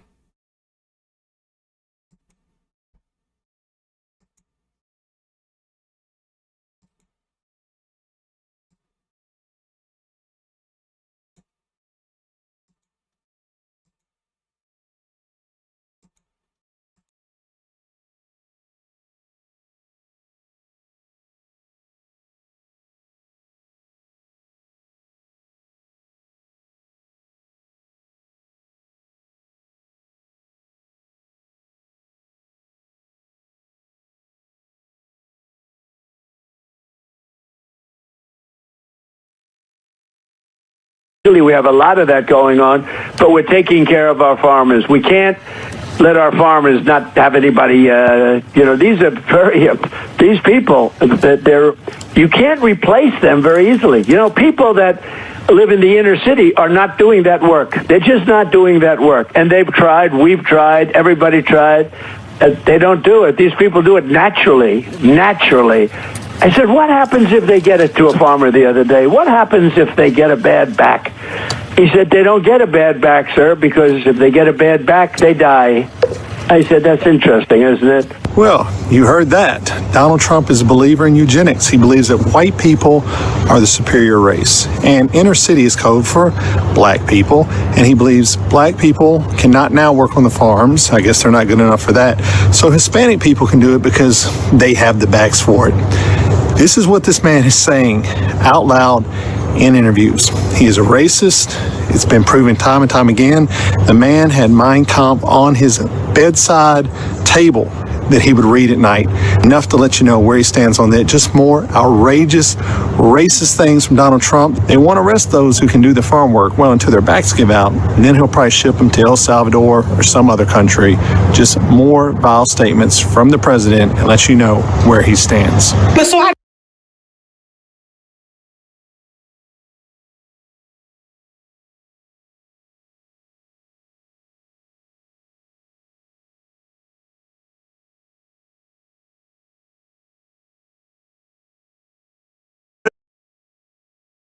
Notice when they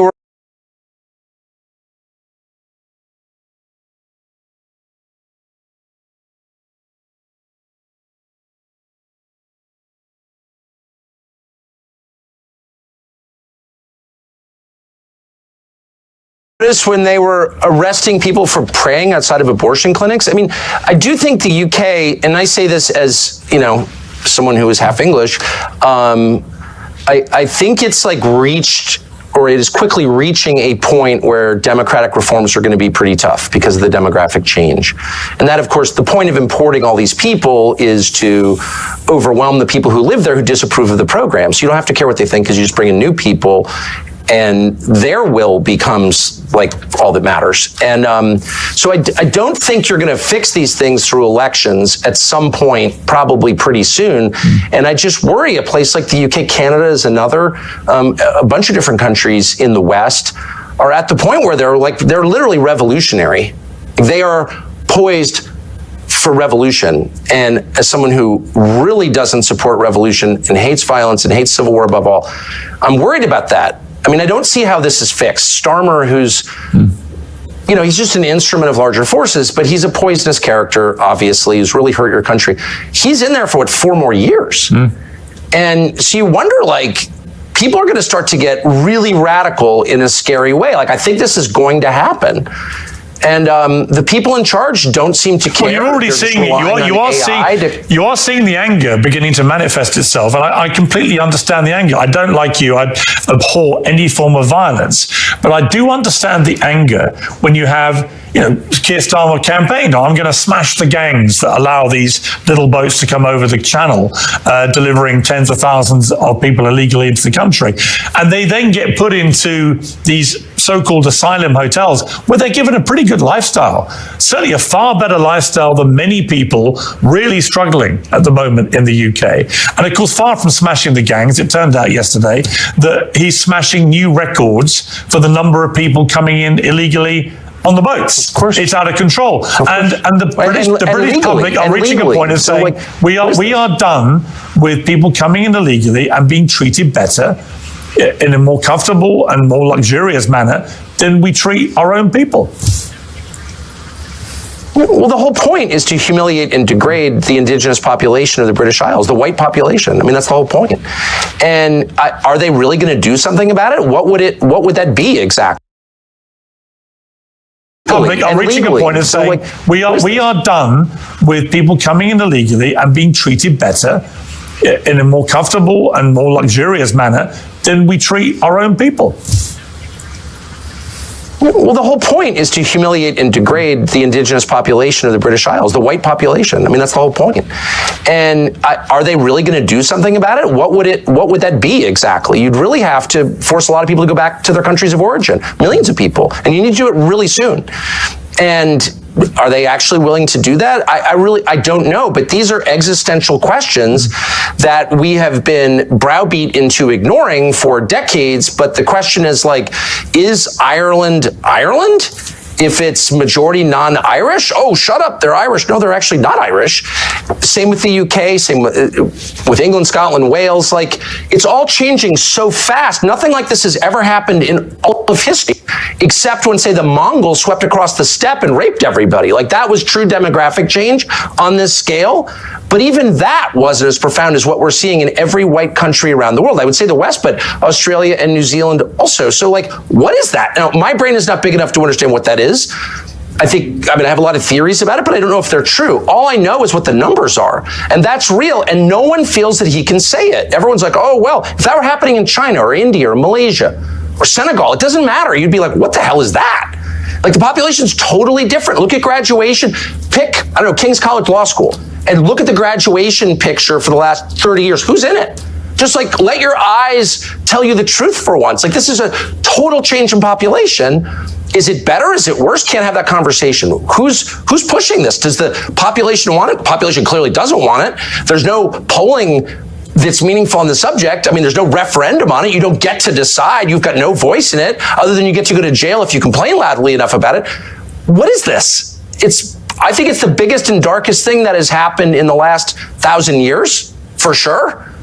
And I think it's leading somewhere really, really bad. It's not happening by accident. That's obvious because it's only happening in white countries. I mean, I think that... Oh, shut up, white supremacist. Well, in fact, I'm not a white supremacist. Well, I'm just noticing what the hell's going on. I think most people I've spoken to about this in the UK, most people have always viewed the UK to be a very tolerant, multicultural, cosmopolitan place to live. That's why so many people want to come here. And people have no problem with that. And it's been very successful for a long period of time. Wait, it's multicultural? What does that mean? We have a lot of different people from different countries, different cultures, and it's always worked historically. So is Sharia law in a multicultural country, is Sharia law... What does that mean? We have a lot of different people from different countries, different cultures, and it's always worked historically. So is Sharia law in a multicultural country, is Sharia law every bit as valid as English common? No, people don't want Sharia law here. No. A lot of people do. Wait, hold on. I don't know what you mean. Multiculturalism itself is the lie designed to subvert a society. No, a society has a culture. You can argue about what it is or ought to be. It's not necessarily the same as race. It's connected to race, but it's not the same. People from different races can buy into your culture. That was kind of the beauty of the West. But a multicultural society is not sustainable. There's never been your such a society thing. is One about culture will dominate. Hang on, Tucker. Surely the United States of America, given the very way it was created, is the epitome of a multicultural society. And my point I was going to make to you was... It's absolutely not. No. It's a multiracial society. Yeah. Though it was not actually a multiracial society up until pretty recent. It was just like 90% white for most of its existence, but whatever. But you did have different peoples, you had different religions. That was all totally fine, but there was one culture, as American culture. There's no such thing as a multicultural society. It's not sustainable. One culture will overwhelm the other. Again, it's not the same as race. It's not identical to race. It's connected, but it's not the same. But multiculturalism is by definition insane. No, it's never happened. It never will happen. One culture will predominate. It will impose its values on everybody else. I mean, the gay thing, which was not a thing 40 years ago, gay was a slur, all of a sudden becomes multiculture there. There's one culture, and it's required. And that's true in every society because a culture is a commonly agreed upon set of values, which in their firmest form are called laws. But those values can evolve. This is true everywhere. But those values can evolve. Of course they evolve, but there's only one set of them. It's not multicultural. There's one set. You worship one God in every society. Sorry. But your country's values were established by the United States Constitution, and that's had, 27 amendments? Right. So your own values, as determined by the founding fathers, they have evolved and been changed to accommodate changing times. There's no doubt. Look, I'm not even arguing against change. That's natural. It's natural that people's views evolve. So the culture changes. Once you start rejecting the laws of nature, then you're doomed. But let me just say, no, of course, societies change. I get it. All I'm saying, I'm making a very discrete, specific point, which is multiculturalism as an idea is laughably stupid. It has never worked. We never had it anywhere, and it never will exist because it's contrary to human nature. One culture, one way of looking at things, one worldview will predominate, and it will punish all who deviate from it. That is the nature of societies. So if you're telling me it's determined by the founding fathers, they have evolved and been changed to accommodate changing times. There's no doubt. Look, I'm not even arguing against change. That's natural. It's natural that people's views evolve. So those values can evolve.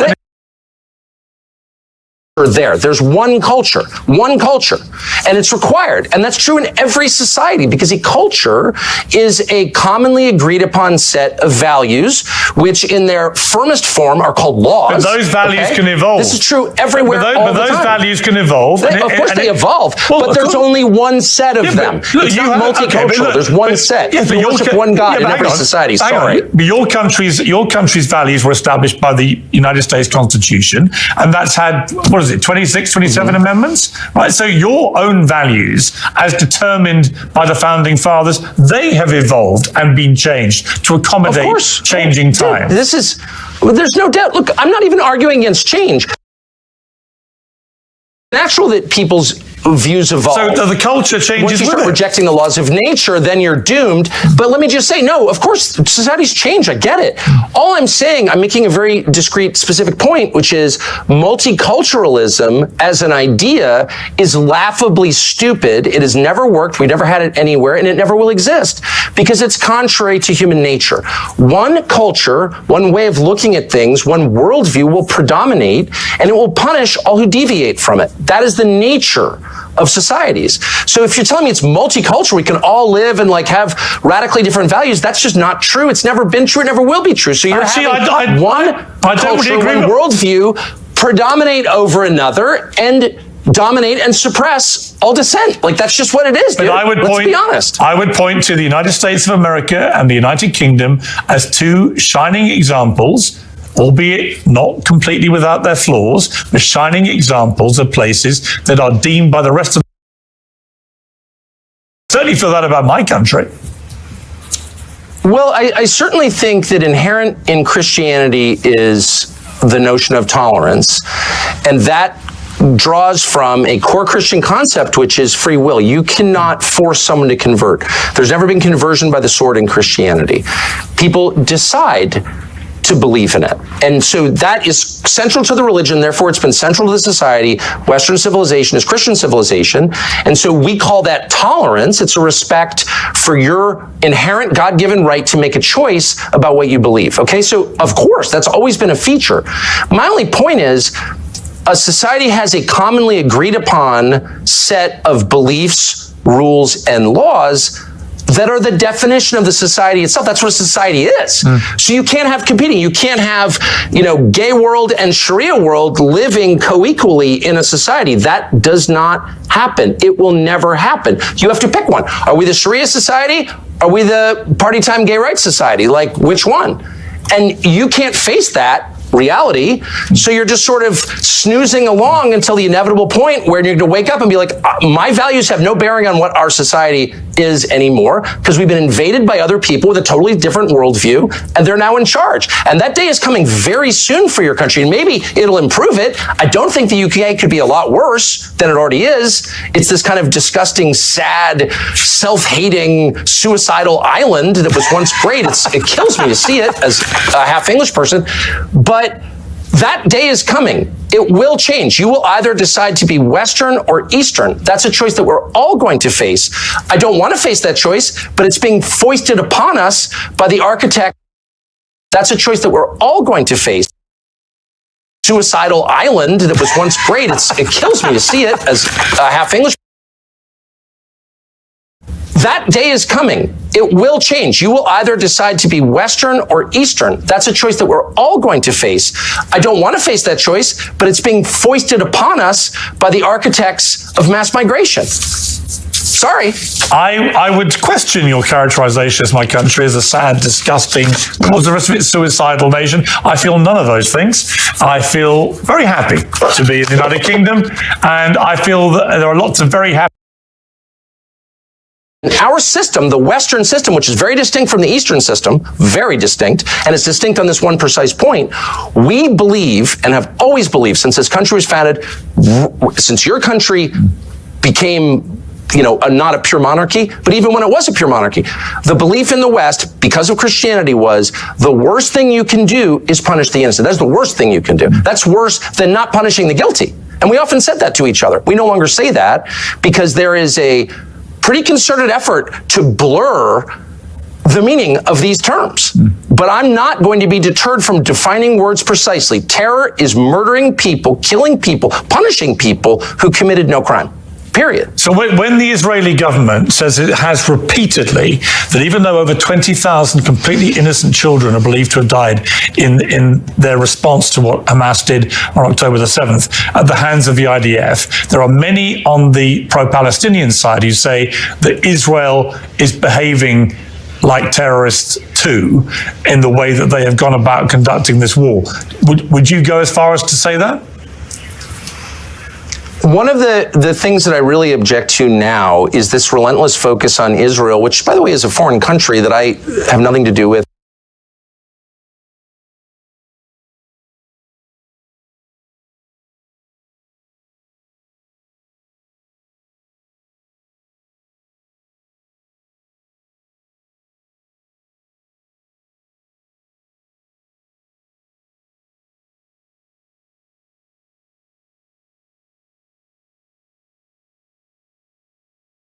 We've done this before. Now, maybe today things are different, and we will end up living in a nation that is sharply divided and may ultimately produce something else. But I'm an American. I love my country. I want to see it stay together. I'm interested in social cohesion, which means that I think our laws, customs, and culture have to be dominant. We can accept some diversity on the edges, but not fundamental division. I think we're in a state of fundamental division. So when I bring up Sharia law, I've sat in many discussions with many people that said, well, I don't care what people look like, but I do care about Sharia law, and I don't want that practiced anywhere near my family or in my country. And that's something you should be aware of. So the notion that someone can come here and say, well, that's part of my religion and we're going to abide by Sharia law, they're going to find serious resistance and opposition in the country. That's and as I clarified, It's because it matters. It's this thing we call societal cohesion. Nations do not exist on their own. They have a core population. Our core population from the very beginning was always at least 80% European and Christian and about 15 to 20% African. But when you start bringing in huge numbers, millions, who are fundamentally different from the core population, you are going to get violence, anger, and conflict. How many times have you heard people say, if you bring people in from the developing world, what do you get? The developing world. And now we've got that. You can't bring in hundreds of thousands of people from Somalia, plant them, of all places, in Minnesota, and then be shocked that, no, they're not Americans. They're not really interested in being Americans. They're foreigners living on American soil. Nobody wants to say that publicly. If you do, oh, well, you're a racist.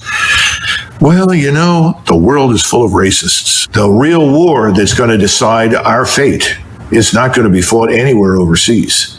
It's going to be fought right here inside the United States. Are we going to survive as a republic, as an English-speaking republic that rests on the foundations of Western civilization? Or are we going to become something else? One point that is Constitution was completed in 1789. I think we had 5 million people living in the 13 British colonies. We were 90% white, that is excluding the Africans that were in the country who had been brought here as slaves. But we were 90% white. We were 90% Protestant. And this may be hard for you to believe, but the people that wrote that were trying to protect all of the Protestant sects from a state church on the model of the Church of England and the Roman Catholic Church. That's one of the reasons it was almost 100 years or more after that before people began to finally accept Catholicism as a religion, because it was viewed as political power. My point to you is the Constitution is outdated. The way we are governed is outdated. It has to be re-examined. Nobody in 1789 imagined that anybody would come to the United States except another lunatic, religious fanatical Protestant who hated the Church of England. That's what people feared. That's what they thought of. The Constitution that we have does many good things, but I would argue that the Bill of Rights is ultimately more important. The Bill of Rights is vital and essential, and that needs to be defended.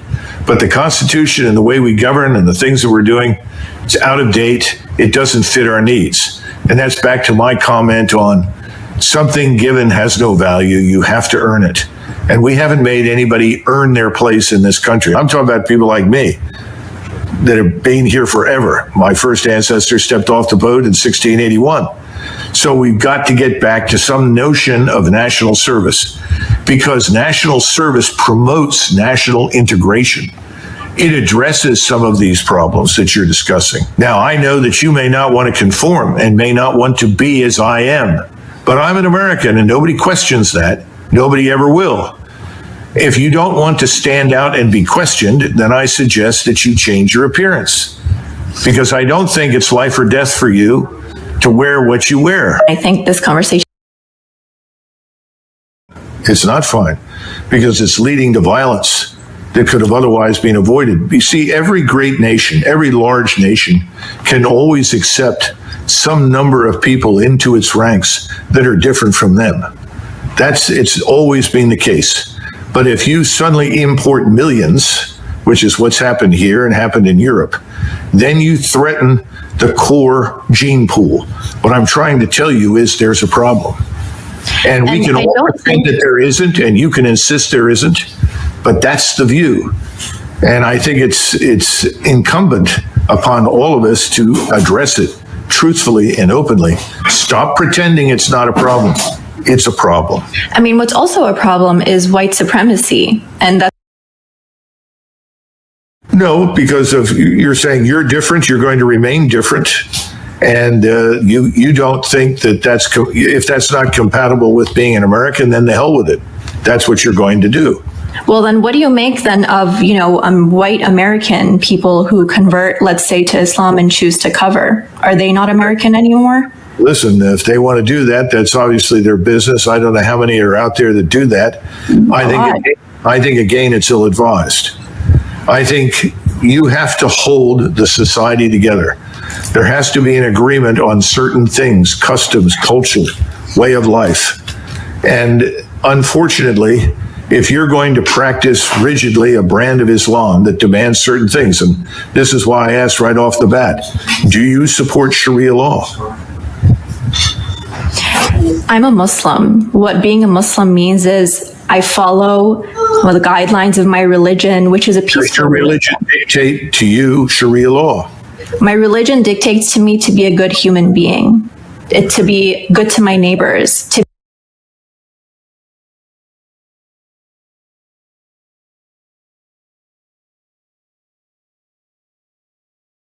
that the most powerful force in today's Republican Party is represented by what Charlie Kirk said. It is this drive to make America a white Christian nation. I got to tell you, this is what they say privately. This is now what they say publicly. This is what Charlie Kirk said publicly.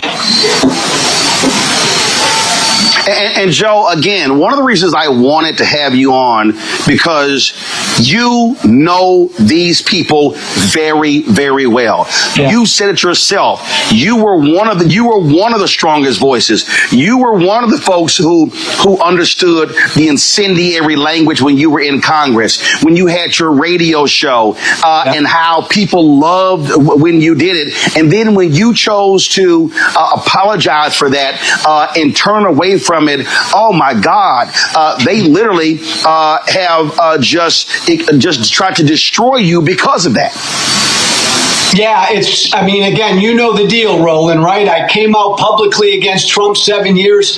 For 7 years, I put up with death threats on a regular basis. Nobody is welcome in that party unless you bow down to what this force is, this MAGA force. And again, look, there have been some people on the left who've celebrated Charlie Kirk's murder. Shame on them, be better people. But this is much worse, Roland, what my former friends are doing on the right, because they are turning this into a holy war. When you say we declare war on the left because of what some 22-year-old young guy did in Utah, and then you declare war on the whole left, that's a lot worse than celebrating Charlie Kirk's murder, because that's dishonest, but that's also inciting hate and violence. And Roland, look, Trump's an idiot. So yeah, Trump says the left, the problem in the country is the left. J.D. Vance is not an idiot. What did J.D. Vance say today, right? He was subbing for Charlie Kirk on his radio show, and he spent the entire show going after the left, going after them, they, them. Man, Democrats need to wake up, Roland. This is a really serious deal by my former colleagues. The stuff that I hear privately from them right now, Roland, for the last 5 days, I mean, they want to go to war. This is a holy war. Oh, it absolutely is. And what really jumps out at me on this very thing here, Joe, and I've been saying this, I played the speech 2 weeks ago that mainstream media just ignored, of Missouri Senator Eric Schmidt, who gave a speech at NatCon, Peter Thiel's group, where he literally gave a white nationalist speech, where he said our ancestors fought for this country to be ours and no one else. He was talking about white people. He was basically saying if you are black, Latino, Asian American, or even Native American, America is not for you. And folks just ignored it. And so people need to understand, again, what they're saying, why they're saying it. And yes, there are many evangelicals, any very conservative white Christians who are pushing this as well. And you nailed it. They want a holy war. They want a race war. They want this to be a white country. It is clear as day. And Roland, really important point. Charlie Kirk at only 31, the impact he had, because he was one of the most successful pushers of this white Christian nationalistic idea. And so I think that's why all of his defenders are out there so strenuously denying he said anything divisive, because they know if you really go through Charlie Kirk's public record, everything he said about people of color and black women and Muslims and gays and transgenders, if people took the time to go through all of that, and that was put out for average people to see, they'd be blown away by it. That's why his defenders are like supercharged right now. They don't want that record to be seen. Today, you mentioned, and I mentioned as well, Vice President J.D. Vance sitting to do his show. And listen to this man just blatantly lie, Joe. Play it. I read a story in The Nation magazine about my dear friend, Charlie Kirk. Now, The Nation isn't a fringe blog. It's a well-funded, well-respected magazine whose publishing history goes back to the American Civil War. George Soros's Open Society Foundation funds this magazine, as does the Ford Foundation and many other wealthy titans of the American progressive movement. The writer accuses Charlie of saying, and I quote, "Black women do not have brain processing power to be taken seriously." But if you go and watch the clip, the very clip she links to, you realize he never said anything like that. He never uttered those words. He made an argument against affirmative action as a policy. He criticized a specific Supreme Court justice as an individual. He never said anything about black women as a group. He made an argument for judging people of all races and backgrounds by their own individual merits. Bullshit. Okay, Joe, this is actually what he said. No, Roland, that's utter bullshit. In fact, you know, if we would have said 3 weeks ago, Blake, if we would have said that Joy Reid and Michelle Obama and Sheila Jackson Lee and Ketanji Brown Jackson were affirmative action picks, we would have been called the racist. But now they're coming out and they're saying it for us. They're coming out and they're saying, I'm only here because of affirmative action. Yeah, we know. You do not have the brain processing power to otherwise be taken really seriously. You had to go steal a white person's slot to go be taken somewhat seriously. Play cut 52. But I rise today as a clear recipient of affirmative action, particularly in higher education. I may have been admitted on affirmative action, both in terms of being a woman and a woman of color. All right, Joe. He literally said it. Not only that, Vance lied. Soros does not fund the nation. So he sat there and flat out lied. And Roland, remind me, what's J.D. Vance's job?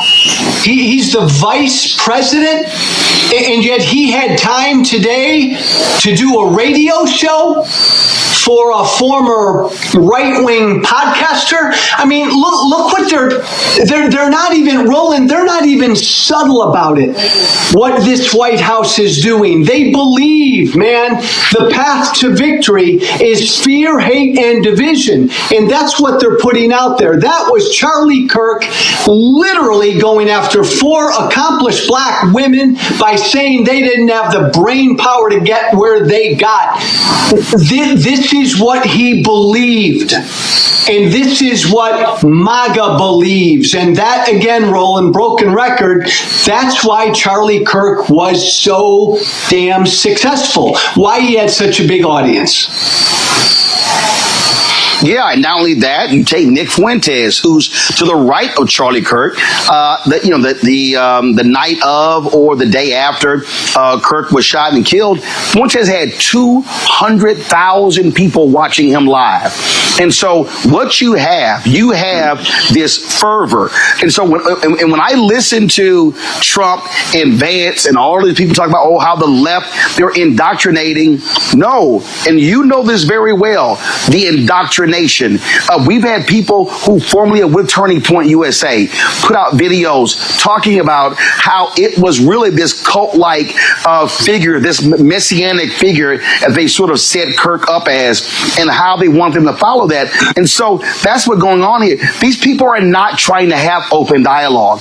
And not only that, Joe, you take Trump, okay? Trump was very clear in saying he was not going to call Governor Tim Walz after those 4 folks were shot in Minnesota. 2 were killed, including former Speaker of the House and her husband. Now today he's saying, he never even heard of Melissa Hortman, and if the governor had asked him, he would have, of course, lowered the flags to have staff. I'm sorry, he's also lying. He knew about her. He knew about the shooting, but he was so arrogant that he said, 2 Democrats, a Democrat Speaker of the House shot and killed. Yeah, I don't care, but lower the flags to have staff with Charlie Kirk. Flies body on Air Force 2.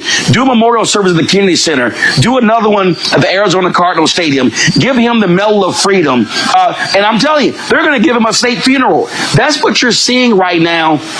And then you got Peter Hegseth going after members of the military who said anything negative in the aftermath of his death. You've got Kirk supporters creating a database of people of every social media post, and then even Vance saying in the podcast, you call their employer. So the so-called free speech people all of a sudden are saying, if you say anything negative about Charlie Kirk after what took place last week, we're going to come after you, come after your job. I thought they hated cancel culture, Joe. Yeah.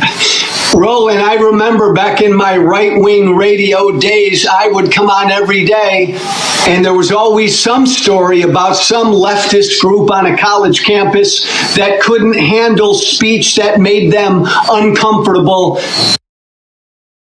to say.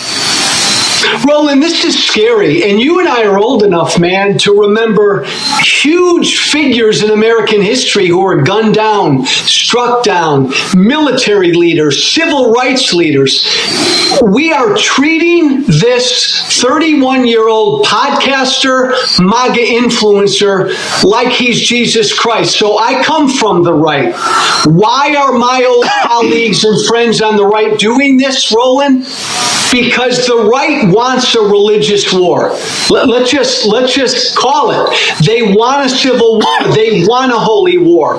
That's why they're putting him up to be some Jesus-like martyr. Absolutely. I mean, Glenn Beck literally came out and said he was a civil rights leader. Oh, my God, stop it. Stop it. I've seen people say, I've seen a lot of these videos, I'm leaving my church because my pastor did not mention him. This was a Christian warrior. And let's just be clear. You said it, white Christian nationalists. It's slaveholder religion.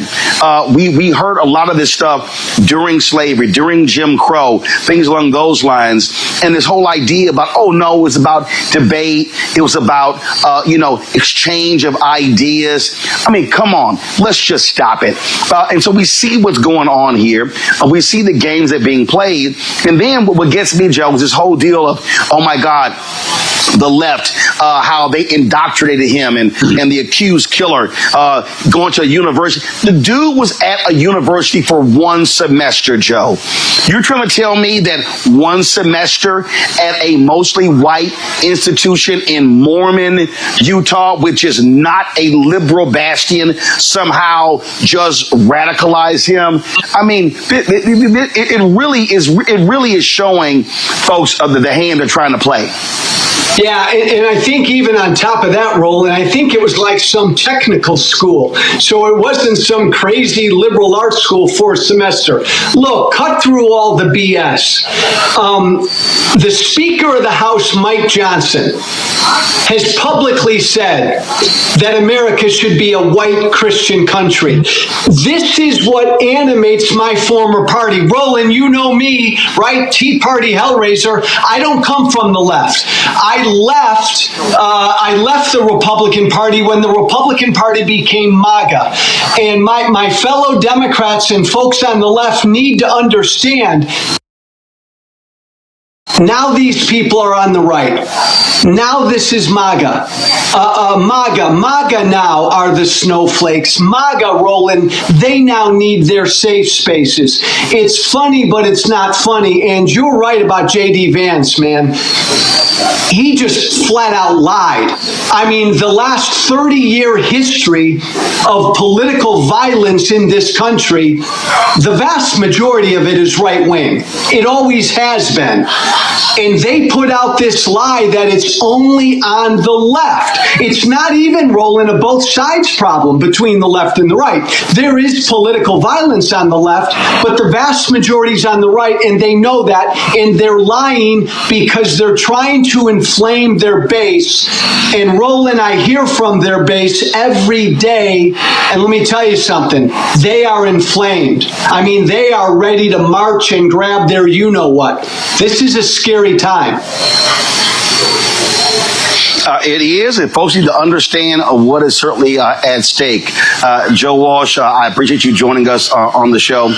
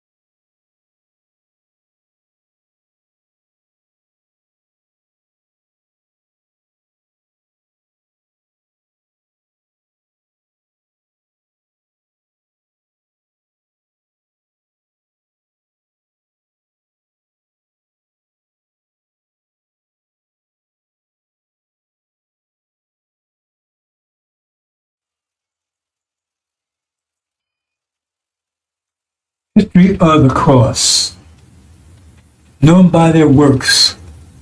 What's the history of the cross? 500-year history of the cross. Murder, rape, destruction, deception, enslavement, burning, terrorizing. To maintain a slavery system, you must terrorize the people 24/7. They terrorize people from Africa and America for 400 years. Constant terror, 24/7, rape, murder. In the name of Jesus. This was Christians, not Buddhists, not Hindus, Christians, in the name of Jesus, where they said Jesus cursed black people, they call them Ham, cursed them to be slaves and persecuted forever. In the name of Jesus, raped our women incessantly, pissed in our mouths, made us eat shit.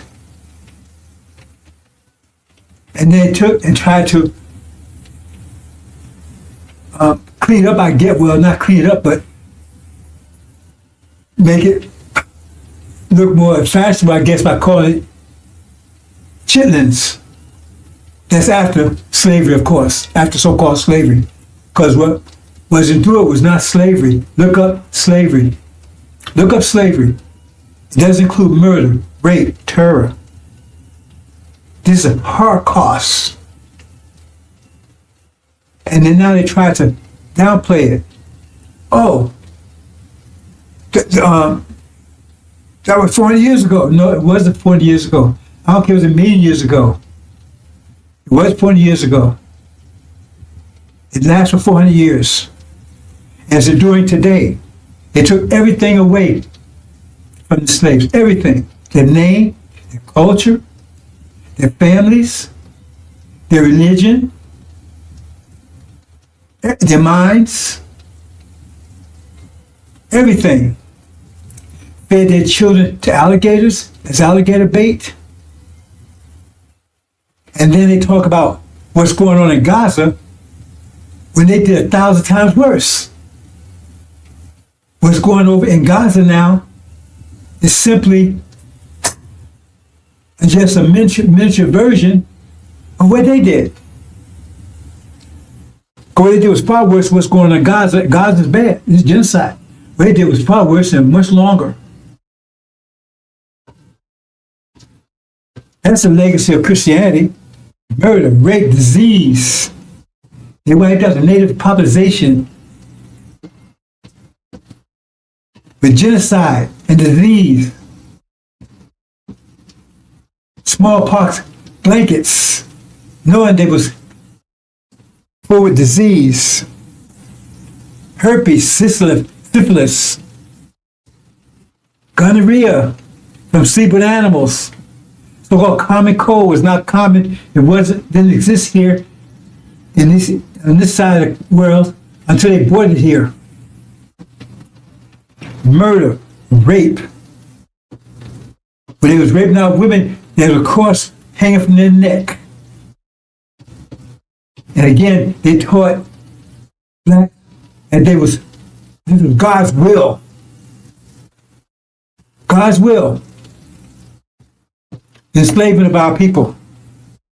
And they continue on even today. That's the legacy of Christianity, the cross. So where's your rap sheet?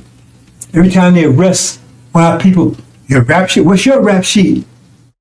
How are you going to judge people for murder when you're guilty of murder beyond imagination for hundreds of years? Hundreds of years. Theft. You stole this land and murdered its people. And you crushed the native people here. When the braves would go out hunting, you would come into the camps like cowards and kill the women and smash the children's brains out on the hooves of your horses. This is the legacy of Christianity. That's the legacy of it. The question is, if instead of Columbus coming here, Dracula came here, Beelzebub, Wolfman, Frankenstein, Satan, and they all came instead of Columbus. What could they have done that Columbus and those that followed him did? Satan is the God of this world. That's the God they're serving. They have known him by their works. What are the works of Christianity? What are the works of Christianity? Where's the works of Christianity? Evil, deception, mischief, bloodshedding. It goes on today. And what's going on in Gaza, just reflection and microcosm of what was done here in America for hundreds of years. Raped out women incessantly. They would even rape while they was out in the fields picking cotton. They would jump off their horse and tell them to bend over and rape them. And tell them to keep picking cotton while they was doing it. This is the kind of stuff that they would do. Make one slave defecate in the slave and slave in the mouth of another slave, and then bound it up so they couldn't spit it out for 7 days. That's a legacy of slavery. You did it all in the name of Jesus. That's a legacy of slavery. Legacy of slavery. 40 years plus. Legacy of Christianity. Legacy of the cross. That's the legacy. That's the true legacy. So whose works are those? Who are you serving? Who are you serving? The legacy of the cross. Where's your rap sheet, America? Gog? Where's your rap sheet, Magog? Britain? Where's your mateship? Where's your rap sheet? Antichrist, false Israel? What's your rap sheet? Then they colonized Africa. They're stealing for ripping off everyone. That's the legacy of Christianity. They've been ruling for over 500 years. And now, the threat of nuclear war to finish off everything. That's a legacy of Christianity in the name of your Jesus.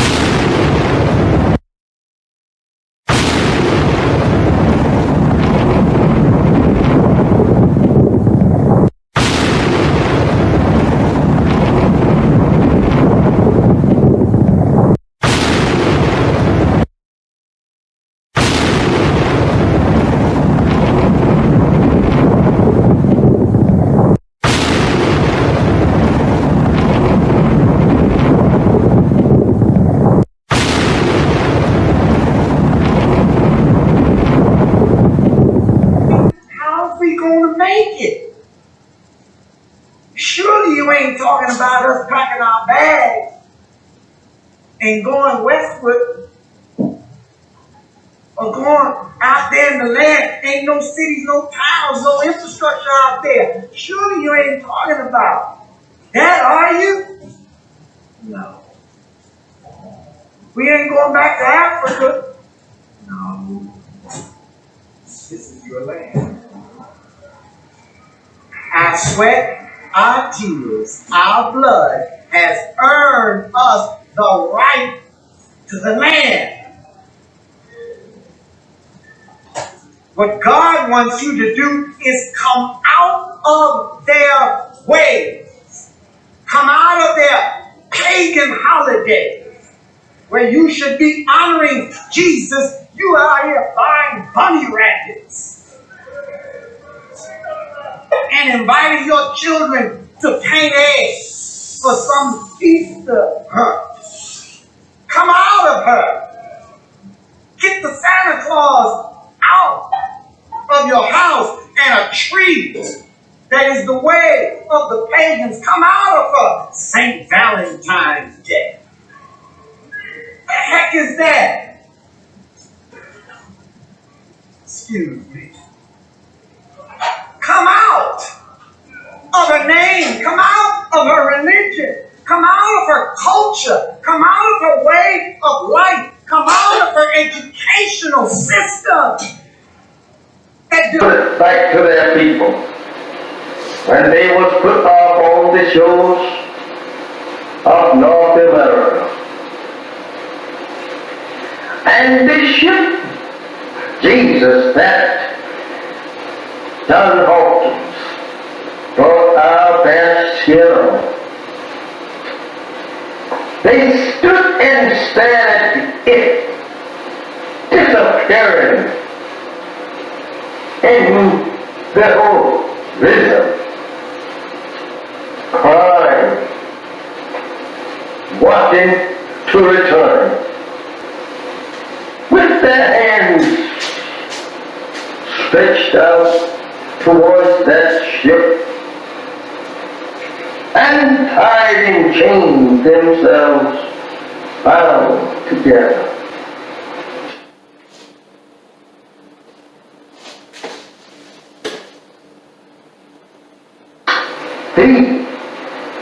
And when they was put off on this memorable shows, they stood there staring at that ship that brought them to a strange land and a strange people who could not speak either one's language.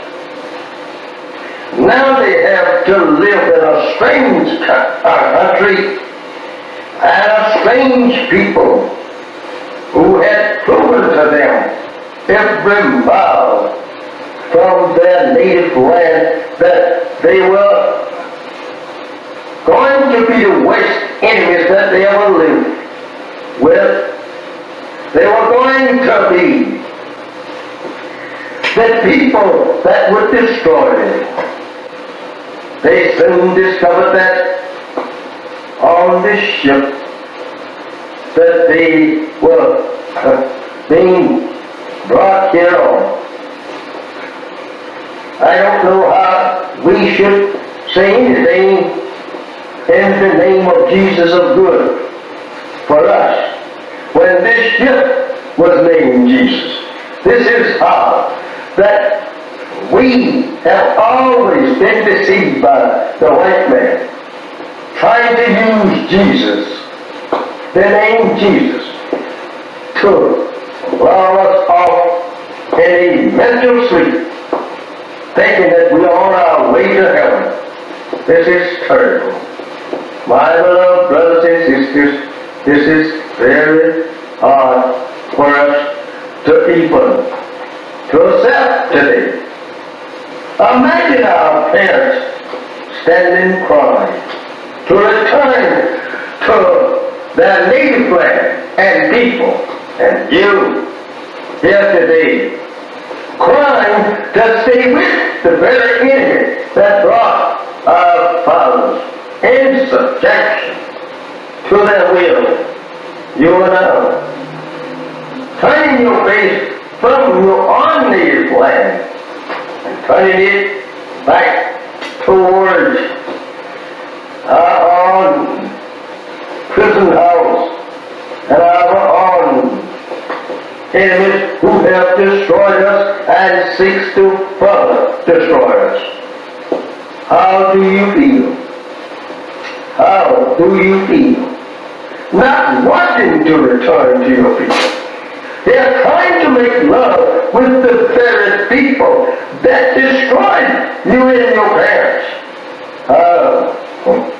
do you feel acting safe? And even today, they are beating and shooting you down throughout the country. There is no justice here for you and me. Why should not you want to be separated and be returned to your own? I ask you that question. Think over your parents on the eastern shore of North America, crying and praying to God to be returned to their own 400 years ago. How would they like, or you like to see them rise up in the judgment condemning you for being such fools as now want to live in the land that absolutely enslaved them and killed them and beat them for 300 long years here. They would condemn you as being fools for not wanting to be separated and go to your own, build up a nation for yourself after the white man say you were free. Remember that.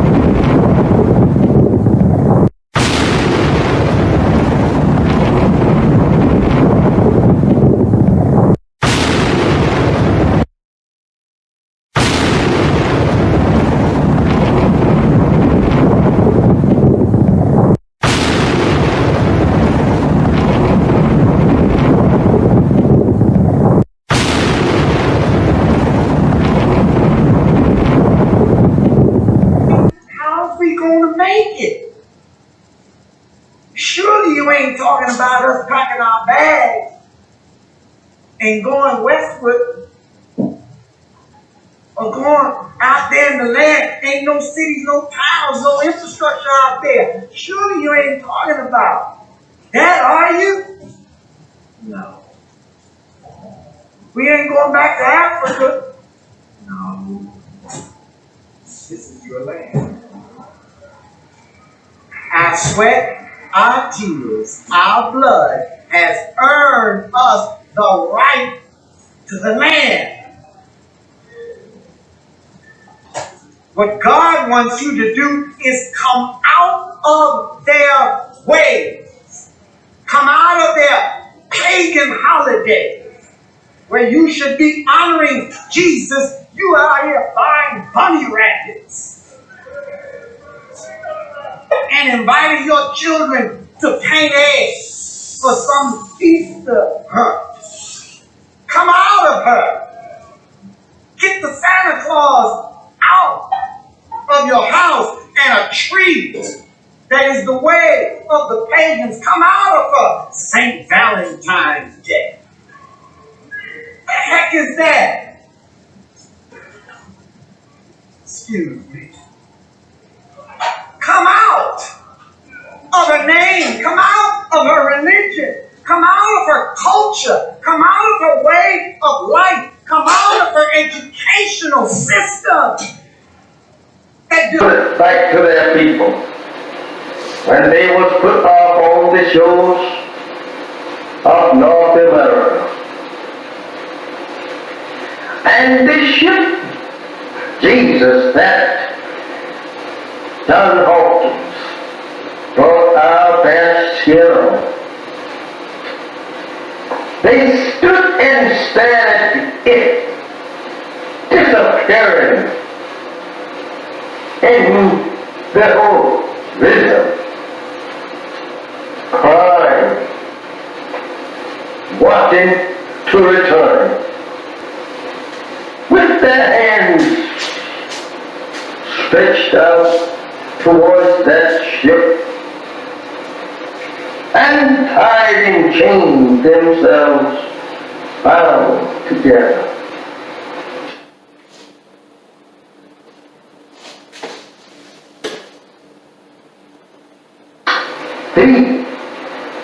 And when they was put off on this memorable shows, they stood there staring at that ship that brought them to a strange land and a strange people who could not speak either one's language.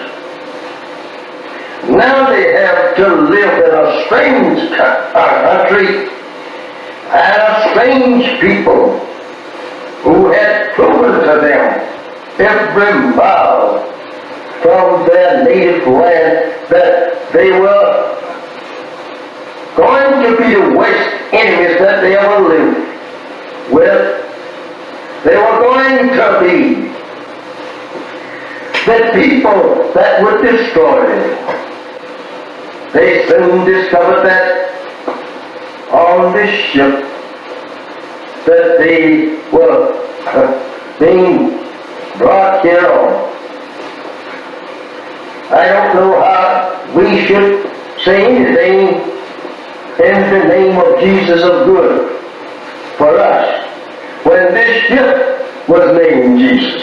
This is how that we have always been deceived by the white man, trying to use Jesus, the name Jesus, to lull us off in a mental sleep, thinking that we are on our way to heaven. This is terrible. My beloved brothers and sisters, this is very hard for us to even to accept today. Imagine our parents standing crying to return to their native land and people, and you here today crying to stay with the very enemy that brought our fathers in subjection to their will. You are now turning your face from your own native land and turning it back towards our own prison house and our own enemies who have destroyed us and seeks to further destroy us. How do you feel? How do you feel? Not wanting to return to your people. They are trying to make love with the very people that destroyed you and your parents.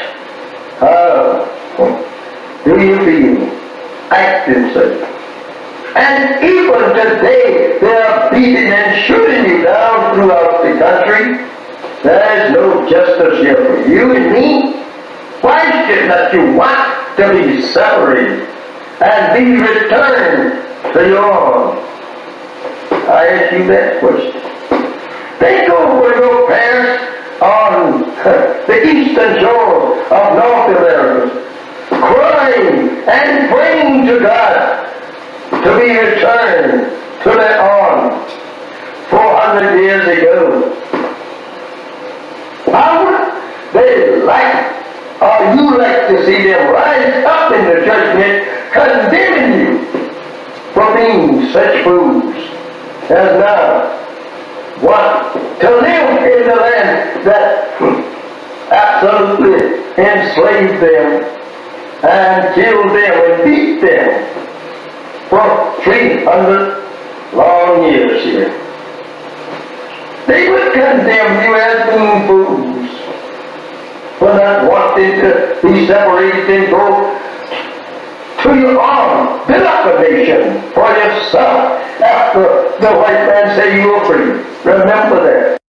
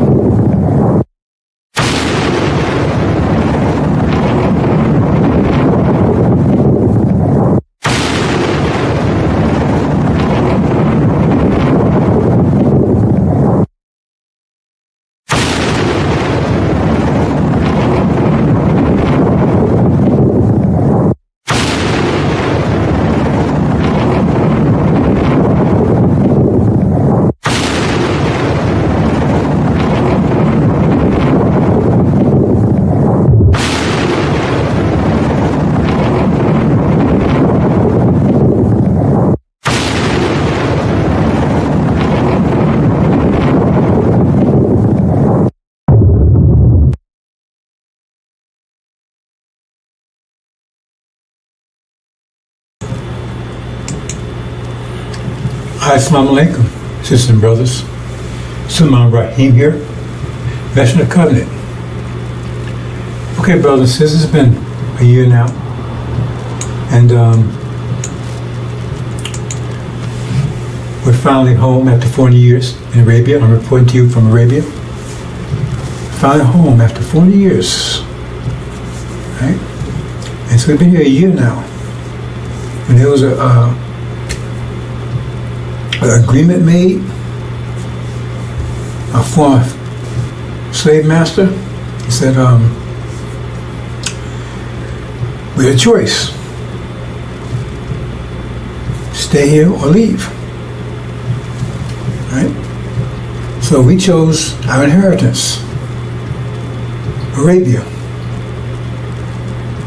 So we left.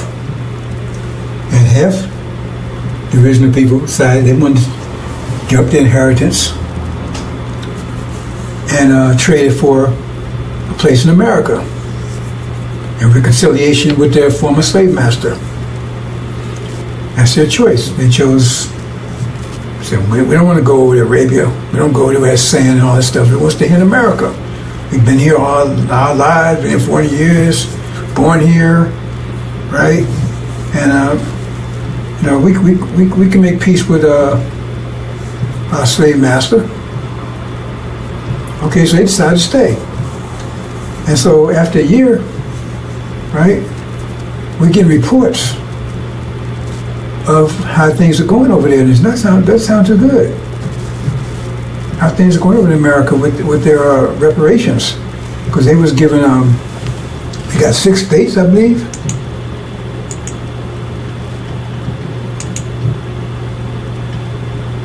Yeah, see? Yeah. Yeah, they got those 6 states right there.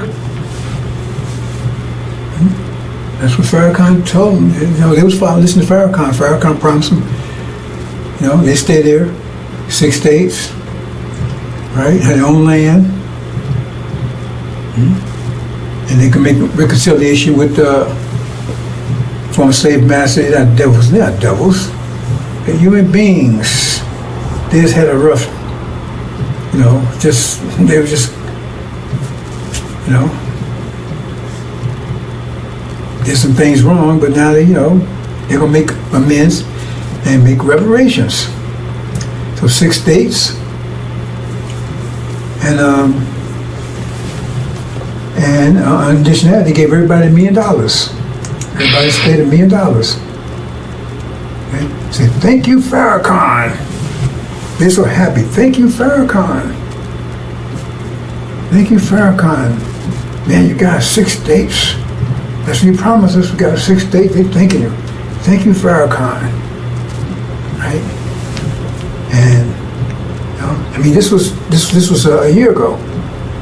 They got the 6 states. Thank you, Farrakhan. Right? Everybody got $1 million. Everybody $1 million.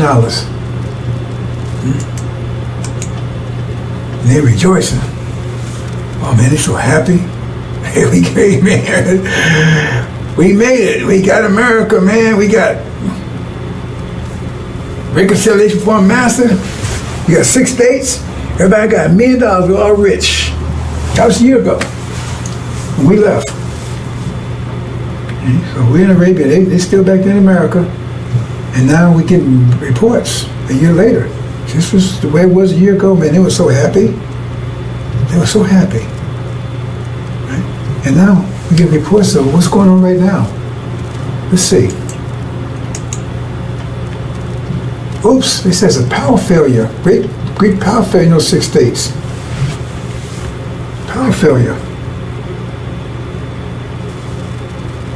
And it's just those 6 states. Right? So, and now they had a big and massive, they came asking to turn the power. Well, why can't they do it? Oh, Farrakhan didn't train anybody. He was telling you about 6 states, he never prepared you for them. So nobody knows how to do it. How to turn the power grid back on. So now he's begging, man, master, can you come and turn this thing back on for us? I mean, you would think that if he told them 6 states to promise him that he would have prepared them for it, right? Their schools and education or whatever they needed for that. But I guess they didn't, because they say over there now he's begging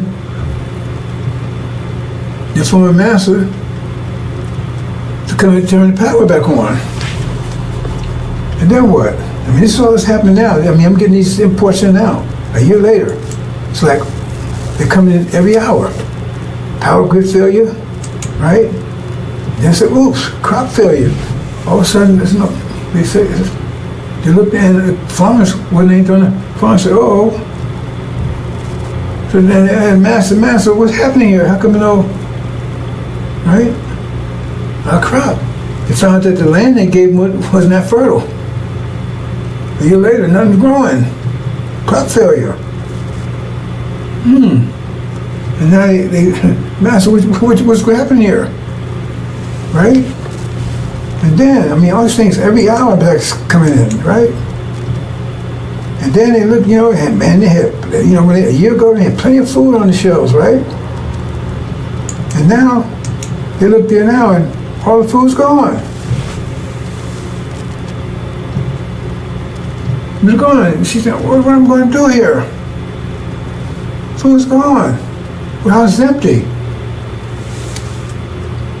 So he said, Master, we need some food. Well, how come you can't produce your own food? I mean, you want your own country. You got your own states. That's your country. Then you run it. What are you calling us for? Right? And so they'll be praying. And then, oops, no fuel. There's Master, no fuel there. Well, you got to buy your fuel. You got to produce your own fuel. What you calling us for? You got your own 6 states now. What you calling us for? Go and get some fuel. You got money, right? You got your own states. So you got to get your own. What you calling us for? You said you wanted your own, so now you got it. And you got your reparations, so we don't owe you anything anymore. We don't owe you anything anymore, so what you calling us for? We don't owe you anything. You said you agreed to 6 states and $1 million per person. You took that instead of your inheritance, what you call the Abrahamic covenant, Arabia. Your brothers and sisters, they left. They took that was offered to them. They took it, and you said no. I want this instead. So now you got it. So what you calling us for? Oh, no communications. Oh man. No communications, right?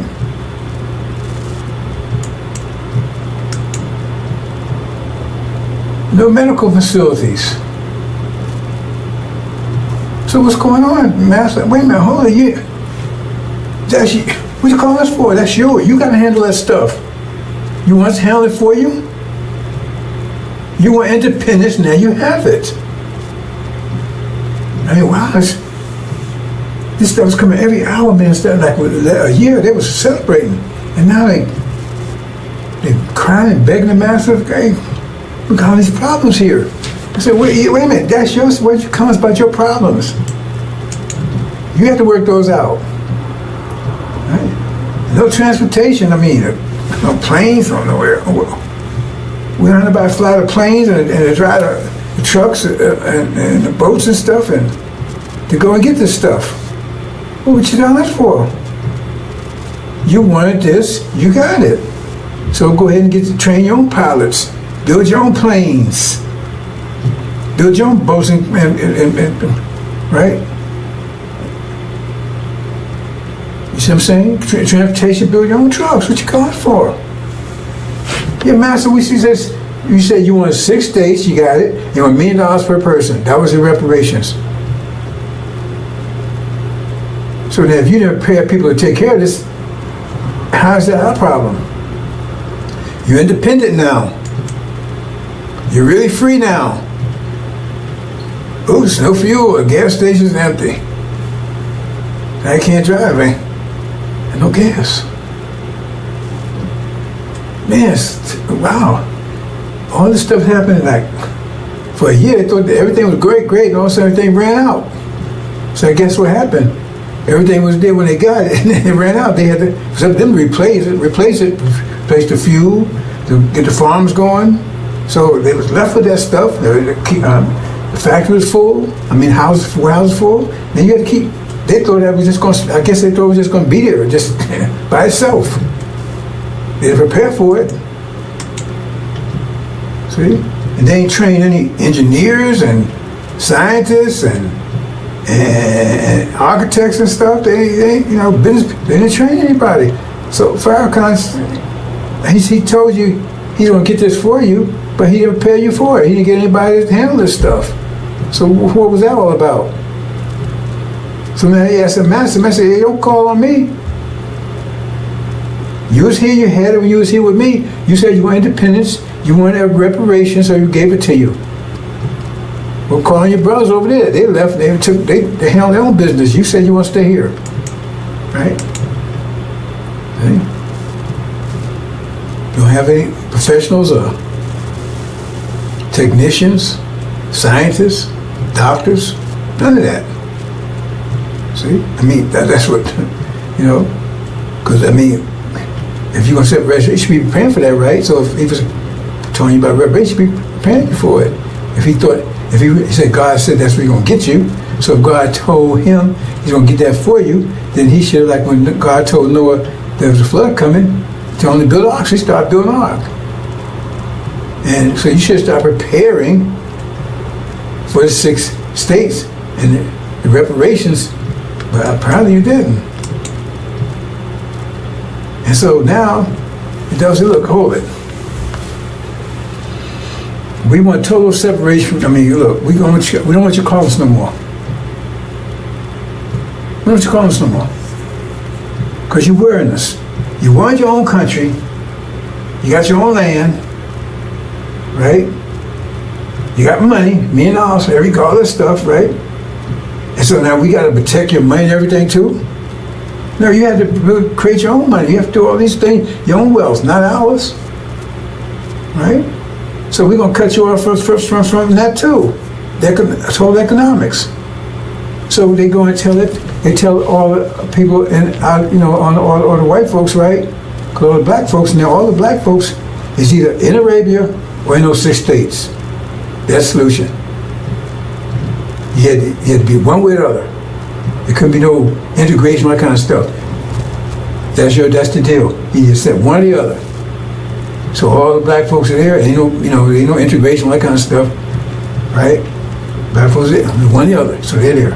So they said, okay, right? So they just say, we're going to take our money because we don't know what y'all doing over there. You have your own money, you have your own wealth. So what they do is they tell all the white folks, say, protect your money, right? Transfer your money into gold. Transfer all your dollars into gold. Okay. Now remember, they gave everybody $1 million apiece. So everybody got $1 million apiece, right? And so they transfer it to gold. And then what happens is that what they do is they start just printing money. White folks just start printing money. You understand what that means? That's inflation. Right? Because if you got $1 million of gold, a million ounces of gold, say $1 million ounces of gold, understand this, and you got 1 million certificates, then you say each certificate is worth 1 ounce. If you got 1 million ounce, each certificate is worth 1 ounce. Understand that? If you got 1 million ounces of gold and you got 1 million certificates, each one of those certificates is worth 1 million. If you want to say trade with the certificates, each one of the certificates is worth 1 ounce of gold. Right? But if you take and print, you say you got 1 million ounces of gold, and you got 1 million certificates, each one. But say you print twice as many certificates, you got 2 million. Well, then each certificate is only worth 50 cents now, because you got to connect that to the gold. Well, you print 4 times, then each one's worth a quarter. So the more you print, the less they worth, because those certificates has to equal what the gold is. You understand? So the more you print money, the less, right? The less they're worth. So if you print twice as much money, right, there's less gold. You understand? So if $1 is worth 1 ounce of gold, which that's right, then if you print double that amount of dollars, then each one's worth half an ounce. You understand? That's what printing money without increasing their wealth does. That's inflation. So what happens is they keep printing. They get down to where $100 is worth a penny. But see, that doesn't affect their people. They try to protect their money because they transfer their money to gold. So gold still has its value. It's just the dollars don't. It still got the same amount of gold. But the dollars, they get down to a penny. So you can't buy it.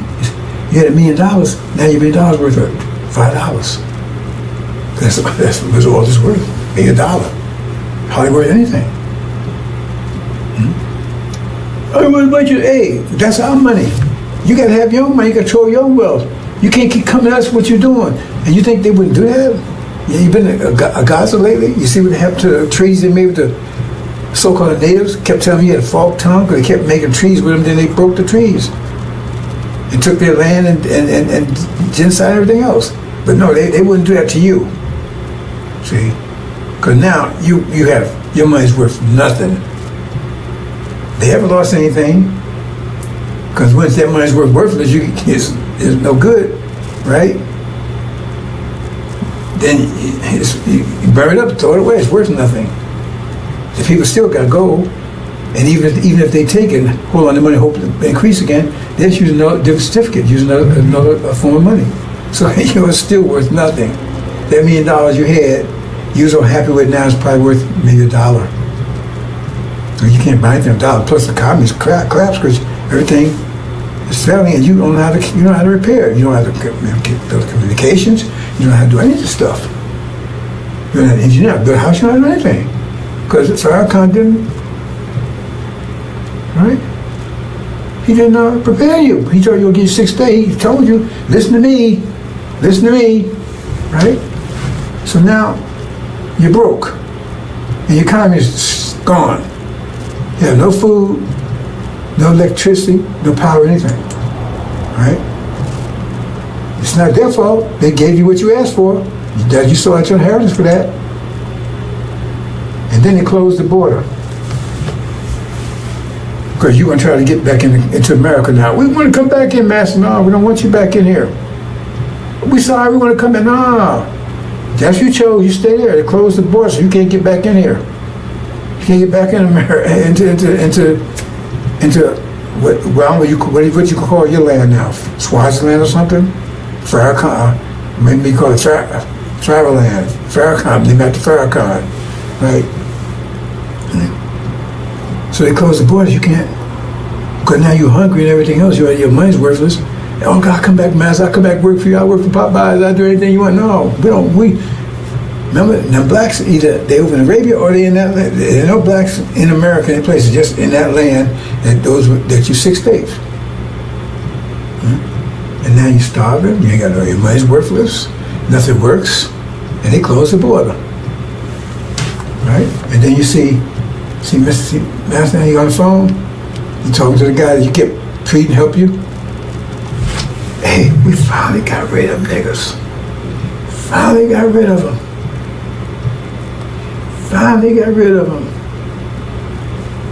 See, on the phone. Yeah, it worked. We sold them no reparations. We sold them that used car. They turned the miles back and everything else, and they bought it. See? They could have had a BMW. They could have had a Lamborghini. They sold that for a BMW that looked good. Damn thing didn't work. And now they're starving, living in tents.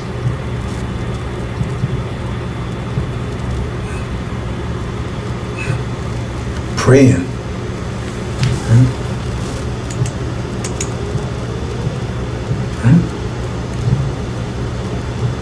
So what? Then what next?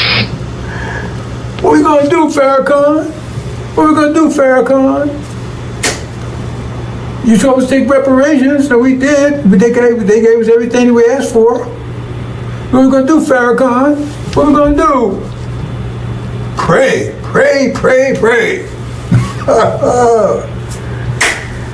That's his answer. Pray.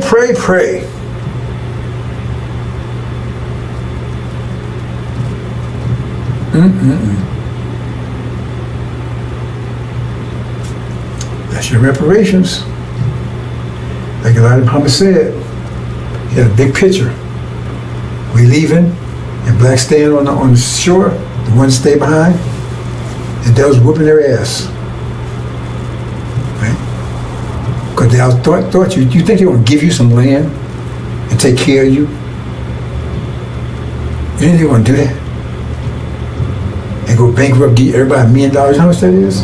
If it's 17 million, if it's 17 million times 17 million times a million is like $17 trillion, I think, something like that there. And they're gonna do all that for you.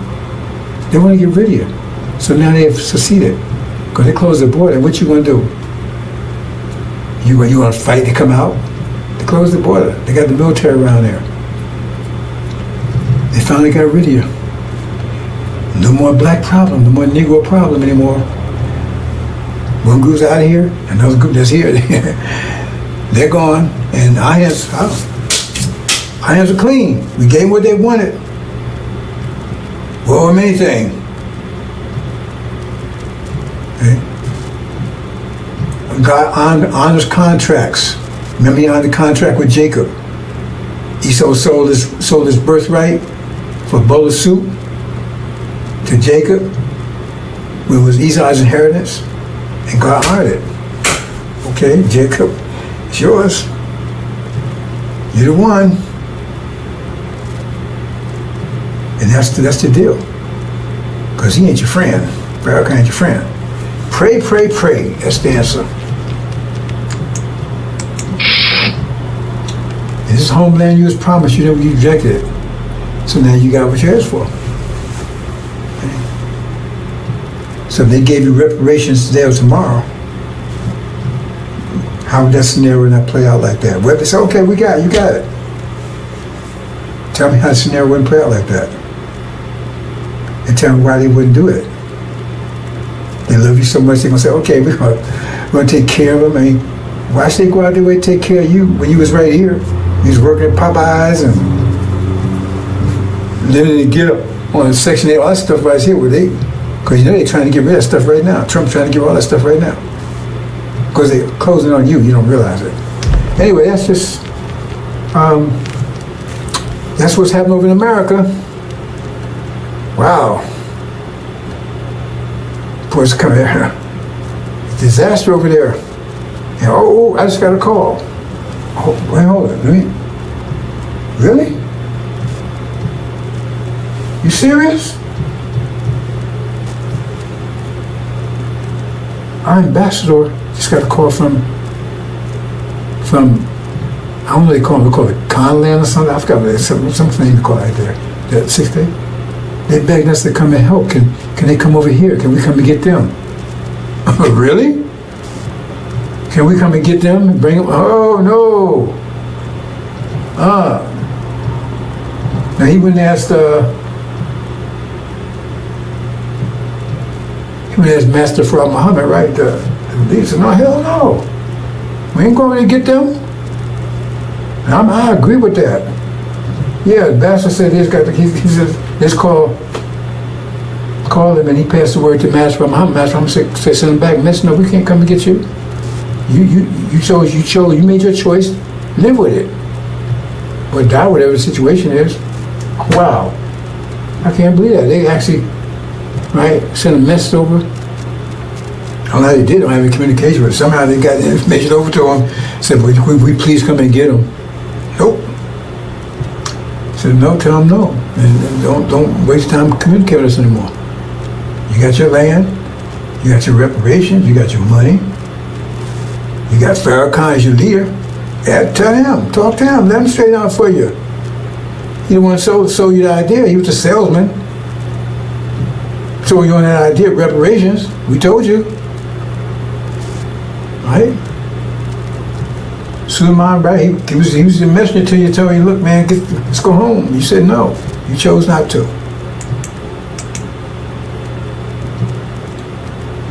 Okay, brothers and sisters, that's a sad story. But I guess that's it. Is that it? Oh, so you're not getting more reports on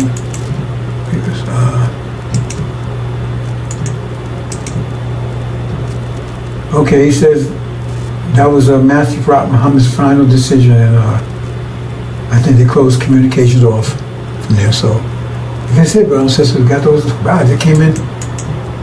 All that came in today, man. Came in fast.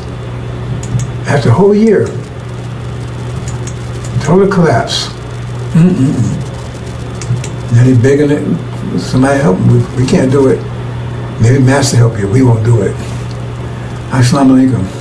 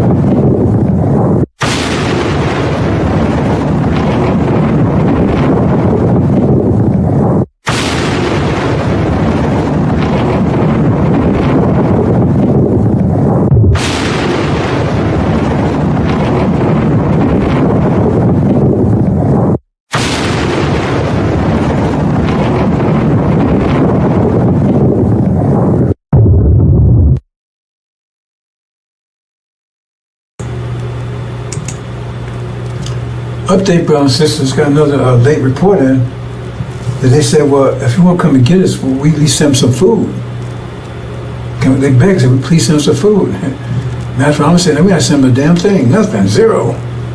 He said, please just send us some food. No, I just got that in. He says, if you can't come and get us, please send us some food. He says, no. He refused. That's the report. I just got the information from the ambassador. He said, they sent that, and he's read it to me. He says, no. He said, please, just please send us some food. He said, no way. You made your choice, case closed. Okay, just got that in, brothers and sisters. Assalamu alaikum.